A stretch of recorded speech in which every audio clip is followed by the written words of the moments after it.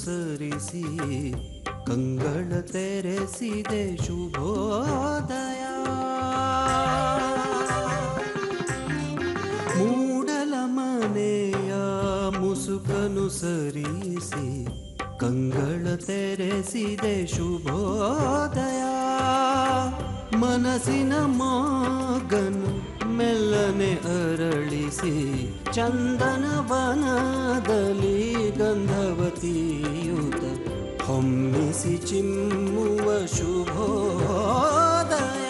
ಶುಭೋದಯ ಕರ್ನಾಟಕ, ಶುಭೋದಯ ಕರ್ನಾಟಕ, ಶುಭೋದಯ ಕರ್ನಾಟಕ, ಶುಭೋದಯ ಕರ್ನಾಟಕ.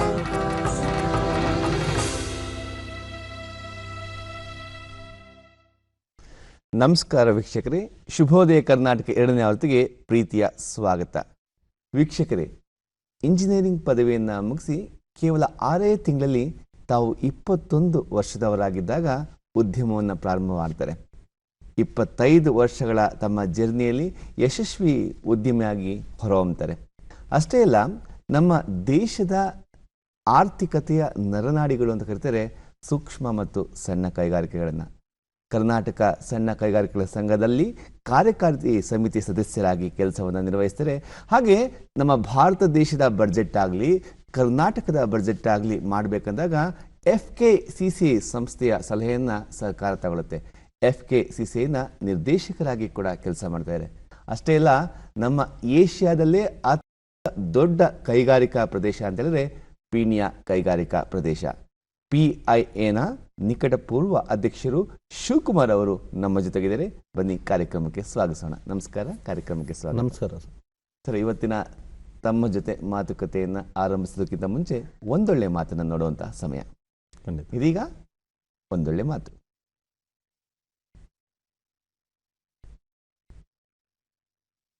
ಸನಿಹ ಸತ್ಯವು ಇರಲು ಕೊನೆ ತನಕ ಸ್ವೀಕರಿಸು, ನಿನ್ನನ್ನಾವರಿಸಲಿ ಸಾತ್ವಿಕ ಸತ್ವ, ಅನವರತ ಧೈರ್ಯಕ್ಕೆ ಸನುಮತಿ ಇರಬೇಕು, ಅನುಮಾನ ಸಲ್ಲದು ಶಾಂತಮಲ್ಲೇಶ. ಇದರ ಅರ್ಥ, ನಮ್ಮ ನಡುವಲ್ಲೇ ಸತ್ಯದ ವಿಚಾರಗಳಿದ್ದಾಗ ಅವುಗಳು ಪ್ರತಿನಿತ್ಯವೂ ಸ್ವೀಕರಿಸಿದಾಗ ನಮಗೆ ಸಾತ್ವಿಕ ಶಕ್ತಿ ಬರುತ್ತದೆ. ಇದರಿಂದ ಯಾವಾಗಲೂ ಧೈರ್ಯ ನಮ್ಮಲ್ಲಿ ಮೂಡುತ್ತದೆ. ಅನುಮಾನಂ ಪೆದ್ದ ಲಕ್ಷಣಂ ಎನ್ನುವುದನ್ನು ಅರ್ಥ ಮಾಡಿಕೊಂಡಾಗ ಅದು ನಮ್ಮಿಂದ ದೂರ ಆಗುತ್ತದೆ ಎಂದು ಶಾಂತಮಲ್ಲೇಶ ಹೇಳುತ್ತಾರೆ. ಇದಾಗಿತ್ತು ಇವತ್ತಿನ ಒಂದೊಳ್ಳೆ ಮಾತು. ಬನ್ನಿ ಮಾತುಕತೆಯನ್ನು ಆರಂಭಿಸೋಣ ಶಿವಕುಮಾರ್ ಅವರೊಂದಿಗೆ. ಸರ್, ಏಷ್ಯಾದ ಅತಿ ದೊಡ್ಡ ಕೈಗಾರಿಕಾ ಪ್ರದೇಶ ಪೀಣ್ಯದ ನಿಕಟಪೂರ್ವ ಅಧ್ಯಕ್ಷರಾಗಿ ತಾವು ಕೆಲಸ ಮಾಡಿದ್ದೀರಾ. ಅಧ್ಯಕ್ಷರಾಗೋ ಸಮಯದಲ್ಲಿ ಒಂದು ಮಾತನ್ನು ತಾವು ನೆನೆಸ್ಕೋತಾ ಇರ್ತೀರ, ಅಸಾಧ್ಯವಾದನ್ನ ಸಾಧ್ಯ ಮಾಡಬೇಕು ಅಂತ ಹೇಳಿ ತಾವು ಅಧ್ಯಕ್ಷರಾದ್ರಿ ಅಂತ ಹೇಳ್ಬಿಟ್ಟು. ಸೊ ತಮ್ಮ ಈ ಮನಸ್ಥಿತಿ, ಅಸಾಧ್ಯವಾದನ್ನ ಸಾಧ್ಯ ಮಾಡಬೇಕು ಅಂತ ರೂಢಿಸ್ಕೊಂಡಿದ್ದು ಹೇಗೆ? ಮೇಯ್ನ್ ಆಗಿ ನಮ್ಮ ಒಂದು ನಿರೀಕ್ಷೆಗಳು ಇರುತ್ತೆ, ಆಮೇಲೆ ಕಷ್ಟಗಳು ಒಂದು ಫೇಸ್ ಮಾಡಿರ್ತೀವಿ, ಒಂದು ಎಕ್ಸ್ಪೆಕ್ಟೇಷನ್ಸು ಇರುತ್ತೆ. ಈ ಒಂದು ನಿಟ್ಟಿನಲ್ಲಿ ಒಂದು ಮಾಡಲೇಬೇಕು ಅನ್ನೋ ಒಂದು, ಆಮೇಲೆ ಯಾರು ಜವಾಬ್ದಾರಿ ತಗೊಂಡಾಗ ಮಾಡ್ತಾ ಇರಲ್ಲ, ಮತ್ತು ಯಾರು ಯಾವ ಕೆಲಸ ತೊಗೊಂಡಿರಲ್ಲ, ಮತ್ತು ಯಾವ ಕೆಲಸ ಟಚ್ ಮಾಡಲ್ಲ ಅಂಥದನ್ನ ಮಾಡಿದಾಗ ಮಾತ್ರ, ಮತ್ತು ನಮ್ಮ ಸದಸ್ಯರುಗಳು ಏನು ಎಕ್ಸ್ಪೆಕ್ಟೇಷನ್ ಇದೆ ಮೇಯ್ನಾಗಿ ಅದನ್ನು ತಿಳ್ಕೊಂಡು ಆ ನಿಟ್ಟಿನಲ್ಲಿ ನಾನು ಫೋಕಸ್ ಮಾಡಿ ವರ್ಕ್ ಮಾಡೋಂಥ ಮನೋಭಾವ ಬೆಳೆಸ್ಕೊಂಡು ಬಂದಿದೆ. ಸೊ ಯಾರು ಯಾವುದು ಮಾಡಲ್ಲ ಅಂತ ಬಿಡ್ತೀರೋ ಅದನ್ನು ಮಾಡ್ತೀನಿ ಅಂತ ಚಾಲೆಂಜ್ ಆಗಿ ತಗೊಂಡು ಕೆಲಸವನ್ನು ಮಾಡ್ತೀರಾ. ಹಾಗೆ ನಿಮ್ಮ ಜೀವನ ಪಯಣವನ್ನು, ಸಾಧನೆಗಳನ್ನ ಮಾತನಾಡ್ಕೊಂಡವನ ಆರಂಭದಲ್ಲಿ ತಮ್ಮ ಬಾಲ್ಯದ ಜೀವನ ಹೇಗಿತ್ತು ಅಂತ ತಿಳ್ಕೊಬೋದಾ? ಓಕೆ, ನಾನು ಮೇಯ್ನಾಗಿ ಒಂದು ಬಡ ಕುಟುಂಬದಿಂದ ಒಂದು ಬಂದಿದ್ದಂಥ ವ್ಯಕ್ತಿ. ಹಾಗೆ ನಮ್ಮ ತಂದೆ ತಾಯಿ ಒಂದು ರಾಮಚಂದ್ರಯ್ಯ ಅಂತ ಮತ್ತು ರಾಜೇಶ್ವರಿ ಅಂತ ತಾಯಿ. ಹಾಗಾಗಿ ಅವರು ಒಂದು ನಮ್ಮ ಒಂದು ಗಾಯತ್ರಿ ನಗರದಲ್ಲಿ ವಾಸವಾಗಿದ್ವಿ, ಮತ್ತು ಅಲ್ಲಿನ ಒಂದು ಬೆಳವಣಿಗೆ ಎಲ್ಲನೂ ಕೂಡ ಕಂಪ್ಲೀಟಾಗಿ ಗಾಯತ್ರಿ ನಗರದಲ್ಲಿ ವಿದ್ಯಾಭ್ಯಾಸನೂ ಕೂಡ ಮುಗಿಸಿದ್ವಿ. ನಂದು ಒಂದು 5H ಇಂಗ್ಲೀಷ್ ಸ್ಕೂಲ್ ಅಂತ ಒಂದು ಪ್ರೈಮರಿ ಸ್ಕೂಲು ನಾವು ಮರಿಯಪ್ಪನಪಾಳ್ಯದಲ್ಲಿ ಇತ್ತು. ಆ ಒಂದು ನಿಟ್ಟಿನಲ್ಲಿ ನಾನು ಒಂದು ವಿದ್ಯಾಭ್ಯಾಸ ಸ್ಟಾರ್ಟ್ ಮಾಡಿದೆ. ಮತ್ತು ಹೈಸ್ಕೂಲು ಶೇಷಾದ್ರಿಪುರಂ ಬಾಯ್ಸ್ ಹೈಸ್ಕೂಲು, ಅಲ್ಲಿ ಒಂದು ವಿದ್ಯಾಭ್ಯಾಸ 1991-94ನೇ ಇಸ್ವಿಗೆ ನನ್ನ 10th ಕಂಪ್ಲೀಷನ್ ಮಾಡಿದೆ. ಮತ್ತು ಅಲ್ಲೇ ಕಾಲೇಜ್ ಇರೋದ್ರಿಂದ, ಎಸ್ಪೆಷಲಿ ಮಾರ್ನಿಂಗ್ ಕಾಲೇಜ್ ಇರೋದ್ರಿಂದ ನಾನು PUC ಕೂಡ ಅಲ್ಲೇ ಜಾಯ್ನ್ ಆದೆ.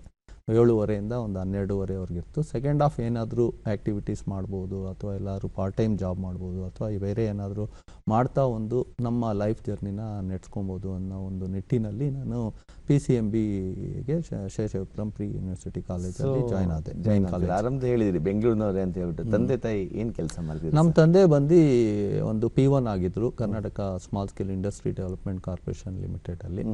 ಅಲ್ಲಿ ಅವರು ಕೆಲಸ ಇಂಡಸ್ಟ್ರಿ ಡಿಪಾರ್ಟ್ಮೆಂಟ್ಸ್ ಆಗಿದ್ದರೂ ಕೂಡ ಯಾವತ್ತೂ ಕೂಡ ನಮ್ಮ ಮಗನ ಇಂಜಿನಿಯರ್ ಮಾಡಬೇಕು, ನಮ್ಮ ಮಗನ ಇಂಡಸ್ಟ್ರಿಯಲಿಸ್ಟ್ ಮಾಡಬೇಕು ಅಂತ ಅವ್ರು ಅಂದ್ಕೊಂಡಿದ್ದಿರಲಿಲ್ಲ. ಯಾಕಂದರೆ ಜಾಯಿಂಟ್ ಫ್ಯಾಮಿಲಿ ಒಂದು ನೆಡ್ಸ್ಕೊಳೋ ಅಂಥ ರೀತಿಲಿ ಅವರು ಇವತ್ತಿನ ದಿನ ಆದರೆ ಸಾಕು, ಮತ್ತು ಈ ತಿಂಗಳು ಆದರೆ ಸಾಕು, ಬರೋ ಸಂಬಳದಲ್ಲಿ ಅವರು ಒಂದು ಇಡೀ ಫ್ಯಾಮಿಲಿ, ಜಾಯಿಂಟ್ ಫ್ಯಾಮಿಲಿನ ಒಂದು ನಿಭಾಯಿಸುವಂಥ ಇದರಲ್ಲಿ ಕಷ್ಟದಲ್ಲಿದ್ದರು. ನಾನು ಆವಾಗ ಚಿಕ್ಕ ವಯಸ್ಸಲ್ಲೇ ಎಲ್ಲ ಥರ ಕಷ್ಟ ನೋಡಿದ್ದಾಗ ನಾನು ಬೇಗ ವಿದ್ಯಾಭ್ಯಾಸ ಮುಗಿಸಿ ಏನೋ ಒಂದು ಕೆಲಸ ಮಾಡಿ ಒಂದು ಮನೆಗೆ ಒಂದು ಸಪೋರ್ಟಿಂಗ್ ಆಗಿರಬೇಕು ಅಂತ ಮನೋಭಾವ ಚಿಕ್ಕ ವಯಸ್ಸಲ್ಲೇ ಅದು ರೂಢಿ ಆಗ್ತಾ ಬಂತು. ಮತ್ತು ಯಾವುದೇ ಥರ ಬರ್ಡನ್ ಆಗಿಲ್ಲ ಫ್ಯಾಮಿಲಿಗೆ, ಅದೊಂದು ಹೇಳಕ್ಕೆ ಇಷ್ಟಪಡ್ತೀನಿ. ಅದಕ್ಕೆ ಮಾರ್ನಿಂಗ್ ಕಾಲೇಜ್ ಸೇರ್ಕೋತೀರಾ, ಮಧ್ಯಾಹ್ನ ಕೆಲ್ಸಕ್ಕೆ ಹೋಗ್ಬೇಕಂತ ಒಂದು ಇದು. ಆಮೇಲೆ ಫಸ್ಟ್ PU ಇದ್ದಾಗಿಂದ ಒಂದು ಟ್ಯೂಷನ್ಸ್, ಮನೆಯಲ್ಲೇ ಟ್ಯೂಷನ್ಸ್ ಮಾಡ್ತಾ ಒಂದು ನನ್ನದೇ ಆದಂಥ ಅರ್ನಿಂಗ್ಸು, ಮತ್ತು ಮನೆಗೂ ಒಂದು ಸಪೋರ್ಟಿಂಗ್ ಆಗಿರಲಿ, ಮತ್ತು ನನ್ನ ಒಂದು ಎಕ್ಸ್ಪೆನ್ಸಸ್ನ ನಾನು ಹ್ಯಾಂಡ್ಲ್ ಮಾಡ್ಕೊಳ್ಳೋ ರೀತಿಲಿ ನಾನು 95ಇಂದನೇ PUC ಇಂದನೇ ಅದನ್ನು ಮಾಡ್ತಾ ಬಂದೆ.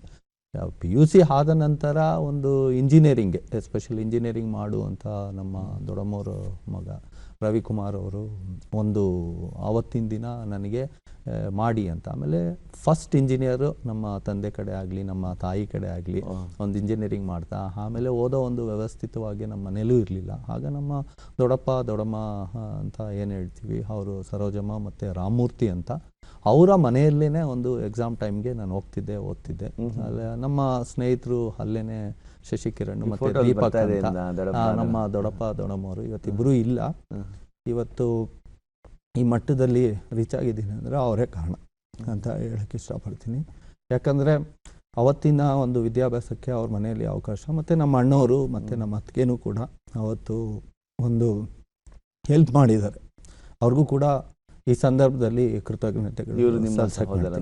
ರವಿಕುಮಾರ್ ಮತ್ತು ಇಂಜಿನಿಯರಿಂಗ್ ಮಾಡಿ ಈ ಥರ ಮಾಡಬೇಕು, ಆ ಥರ ಬೇರೆ ಇನ್ಯಾರು ಗೈಡೆನ್ಸ್ ಏನಿರಲಿಲ್ಲ. ಅವಾಗ ಅವರು ಜಸ್ಟ್ ಒಂದು ಏನು ಮಾತು ಹೇಳಿದ್ದಾರೆ, ಒಂದೆರಡು ಮಾತಾಡಿದ್ರು ಕೂಡ ಅದು ಸೀರಿಯಸ್ ಆಗಿ ತೊಗೊಂಡು ಅದನ್ನ ಯಾಕೆ ಇಂಪ್ಲಿಮೆಂಟ್ ಮಾಡೋಕ್ಕಾಗಲ್ಲ, ಮಾಡ್ಬೋದು ಅಂತ ಒಂದು ಇದರಲ್ಲಿ ಮಾಡ್ತಾ ಬಂದೆ.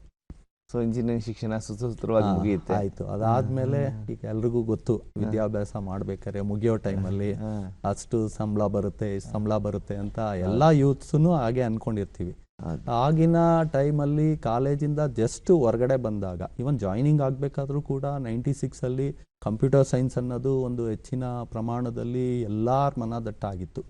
ಮನೆಯಲ್ಲೂ ಕೂಡ ಕಂಪ್ಯೂಟರ್ ಸೈನ್ಸ್ ತೊಗೊಬೇಕು ಅಂತಾದ್ರು, ಇಲ್ಲ ನಾನು ಮೆಕ್ಯಾನಿಕಲ್ಗೆ ಹೋಗ್ತೀನಿ, ಮೆಕ್ಯಾನಿಕಲ್ ಇಂಜಿನಿಯರೇ ಆಗಬೇಕು, it's A mother of all branches ಅಂತ ನಾವು ಹೇಳ್ತೀವಿ, ರಾಯಲ್ ಮೆಕ್ಯಾನಿಕಲ್ ಅಂತ ಹೇಳ್ತೀವಿ. ಆಮೇಲೆ ಅಲ್ಲಿ ಕನ್ಸಿಸ್ಟೆನ್ಸಿ ಇರುತ್ತೆ, ತುಂಬ ಹೈ ಗ್ರೋತು ಇರಲ್ಲ, ತುಂಬ ಲೋನು ಇರಲ್ಲ, ಕನ್ಸಿಸ್ಟೆನ್ಸಿ ಇರುತ್ತೆ. ಮತ್ತು ಪ್ರಾಕ್ಟಿಕಲ್ ಆಸ್ಪೆಕ್ಟ್ಸಲ್ಲಿ ಯಾವುದೇ ಒಂದು ಸೈಂಟಿಸ್ಟ್ ಆಗಲಿ, ಯಾವುದೇ ಒಂದು ಇಂಜಿನಿಯರು ಏನೇ ಒಂದು ಐಡೆಂಟಿಫೈ ಮಾಡಿದ್ರು, it comes to the mechanical ಲೆವೆಲ್ಗೆ ಮ್ಯಾನುಫ್ಯಾಕ್ಚರಿಂಗ್ ಬರಬೇಕು. ಹಾಗಾಗಿ ಮೆಕ್ಯಾನಿಕಲ್ ಇರಲಿ. ಆಮೇಲೆ ಡಿಸೈನ್ ಆಸ್ಪೆಕ್ಟ್ಸ್ ನನಗೆ ತುಂಬ ಇಷ್ಟ ಆಯಿತು, ಡ್ರಾಯಿಂಗ್ಸ್ ಆಗಲಿ ಇದಾಗಲಿ, ಎಸ್ಪೆಷಲ್ ಇಂಜಿನಿಯರಿಂಗ್ ಡ್ರಾಯಿಂಗ್ಸು.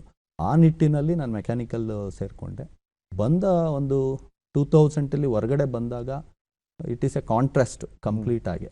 ಒಂದು ಜರ್ನಿ ಸ್ಟಾರ್ಟ್ ಆಗಿತ್ತು ಸಪ್ತಗಿರಿ ಕ್ಯಾಟ್ ಸೆಂಟರ್ ಅಂತ ಒಂದು ಪ್ರೈವೇಟ್ ಕಂಪ್ನಿಲಿ.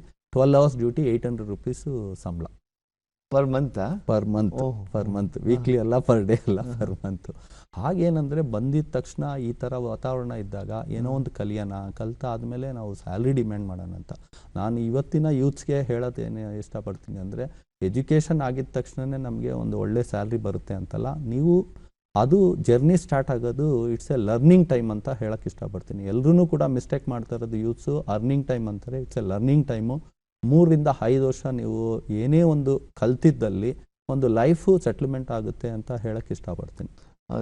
ಅದ್ಭುತವಾದ ಮಾತನ್ನು ಹೇಳಿದ್ರಿ. ಕಲಿಯೋದು ಭಾಳಷ್ಟಿದೆ, ನಾವು ಕಾಲೇಜ್ ಅಷ್ಟೇ ಅಲ್ಲ, ಕೆಲಸಕ್ಕೆ ಬಂದು ಕಲಿಯೋದು ಅಂತ ಹೇಳಿ. ಬಟ್ ಆದರೆ ಇಂಜಿನಿಯರಿಂಗ್ ಮಾಡಿದ್ರೆ ಭಾಳಷ್ಟು ಒಳ್ಳೆ ಉದ್ಯೋಗ ಸಿಗುತ್ತೆ ಅಂದ್ಕೊಂಡವ್ರಿಗೆ, ನೀವು ಇಂಜಿನಿಯರಿಂಗ್ ಮುಗಿಸಿ ಫಸ್ಟ್ ಸಂಬಳ 800 ರೂಪಾಯಿ ಅಂತ ಹೇಳಿದ್ರೆ ಭ್ರಮ ನಿರಸನ ಏನಾರು ಆಗೋಯ್ತಾ ನಿಮಗೆ? ಅಥವಾ ಅಂದರೆ ಇಲ್ಲ, ಇಲ್ಲಿ ಏನಾಗುತ್ತೆ, ಒಂದು ಅದೃಷ್ಟನೂ ಇರಬೇಕು, ಒಂದು ನೆಟ್ವರ್ಕು ಇರಬೇಕು. ಆಮೇಲೆ ಅವತ್ತಿನ ದಿನ ನಮಗೆ ಒಂದು ಈಗಿರೋ ಎಜುಕೇಷನ್ ಸಿಸ್ಟಮ್ ಎಸ್ಪೆಷಲಿ ಹೇಳಬೇಕಂದ್ರೆ ಎಜುಕೇಷನ್ ಸಿಸ್ಟಮಲ್ಲಿ ನಮಗೆ ಒಂದು ಪ್ರಾಕ್ಟಿಕಲ್ ಆಸ್ಪೆಕ್ಟ್ಸಲ್ಲಿ ಓರಿಯೆಂಟೆಡ್ ಎಲ್ಲ ಒಂದು ವಿದ್ಯಾಭ್ಯಾಸದಲ್ಲಿ ಬರಲ್ಲ. ಒಂದು ಏನಲ್ಲಿ ಒಂದು ಕೋರ್ಸ್ ಕಂಟೆಂಟ್ ಅಂತ ಇರುತ್ತೆ, ಅದು ಸಿಲೆಬಸ್ ಮಾಡಿ ಒಂದು ಎಕ್ಸಾಮಿನೇಷನ್ ಕಂಡಕ್ಟ್ ಮಾಡಿ ಸರ್ಟಿಫಿಕೇಟ್ ಕೊಟ್ಟಿರ್ತಾರೆ. ಇಲ್ಲಿ ಪ್ರಾಕ್ಟಿಕಲ್ಸ್ಗೆ ಇನ್ನೂ ಹೆಚ್ಚಿನ ರೀತಿ ತರಬೇತಿ ಬೇಕಾಗುತ್ತೆ. ಹಾಗಾಗಿ ಏನಾಗುತ್ತೆ, ನಮ್ಮಲ್ಲಿ ಒಂದು ನಮ್ಮದೇ ಆದಂಥ ವೀಕ್ನೆಸ್ ಇದ್ದಾಗ ನಾವು ಆಕ್ಸೆಪ್ಟ್ ಮಾಡಲೇಬೇಕಾಗುತ್ತೆ ಅದನ್ನು. ಮತ್ತು ಒಂದು ತಾಳ್ಮೆ ಇರಬೇಕು ಯೂತ್ಸಲ್ಲಿ. ಇವತ್ತಿನ ಒಂದು ನಿಟ್ಟಿನಲ್ಲಿ ಹೇಳಬೇಕಂದ್ರೆ ಯಾರು ಒಂದು 3-5 ವರ್ಷದಷ್ಟು ತಾಳ್ಮೆ ಇರುತ್ತೆ, ಏನಾದ್ರು ಕಲಿಬೇಕು ಅಂತ ಆಸಕ್ತಿ ಇರುತ್ತೆ, ಅವರು ಲೈಫಲ್ಲಿ ಎಲ್ಲ ಥರನೂ ಅಚೀವ್ಮೆಂಟ್ ಆಗಿರ್ತಾರೆ, ಎಲ್ಲ ಥರ ಉನ್ನತ ಸ್ಥಾನಕ್ಕೆ ಹೋಗಿದ್ದಾರೆ ಅಂತ ನಾನು ನೋಡಿದ್ದೀನಿ ಮತ್ತು ಕೇಳಿದ್ದೀನಿ. ಸಹನೆ ಸಾಧನೆಯ ಪ್ರಥಮ ಗುಣ ಅಂತ ಹೇಳ್ತಾ ಇದ್ರು, ತಾಳ್ಮೆ ಇರಬೇಕು ಅಂತ ಹೇಳ್ಬಿಟ್ಟು. ಆದರೆ 6 ತಿಂಗಳಲ್ಲಿ 12 ಅವರ್ ಡ್ಯೂಟಿ ಅಂತ ಹೇಳಿದ್ರಿ. ಈಗ ತಾವೇ ಉದ್ಯಮ ಸ್ಟಾರ್ಟ್ ಮಾಡಬೇಕು ಅಂತ ಹೇಗೆ ತಮಗೆ ಯೋಚನೆ ಮಾಡ್ಲಿಕ್ಕೆ ಸಮಯ ಸಿಕ್ತು? ಇಲ್ಲೂ ಅಷ್ಟೇ, ಸಪ್ತಗಿರಿ ಕ್ಯಾಟ್ ಸೆಂಟರು ನಾನು ಜಸ್ಟ್ ಅಲ್ಲಿ ಒಂದು 3 ಮಂತ್ಸ್ ಮಾಡಿದ್ದಲ್ಲ.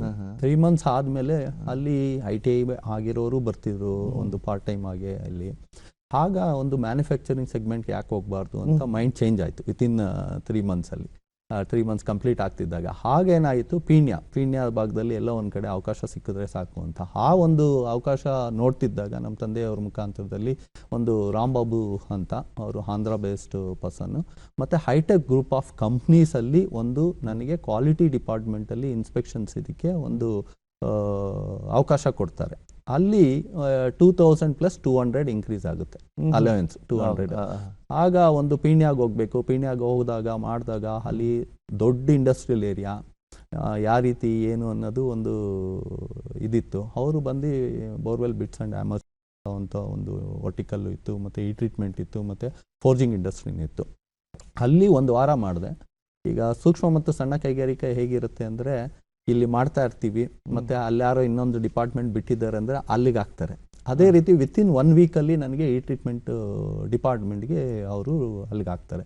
ಏನಪ್ಪ ಈಗ ತಾನೇ ಬಂದಿದ್ದೀನಿ, ಈಗ ತಾನೇ ಕಲಿತಾ ಇದ್ದೀನಿ, ಏನು ಈಗ ಮಾಡಿದ್ದಾರೆ ಅಂತ ಅಂದ್ಕೊಂಡಾಗ ಮೋಸ್ಟ್ಲಿ ಯಾರೋ ಬಿಟ್ಟಿದ್ದಾರೆ, ಅದು ಕೆಲಸ ಮಾಡಬೇಕು. ಅದು ಕೆಲಸ ಮಾಡೋದ್ರಿಂದನೇ ನಮ್ಮ ಪ್ರಾಡಕ್ಟು ಸೇಲ್ ಆಗೋದು.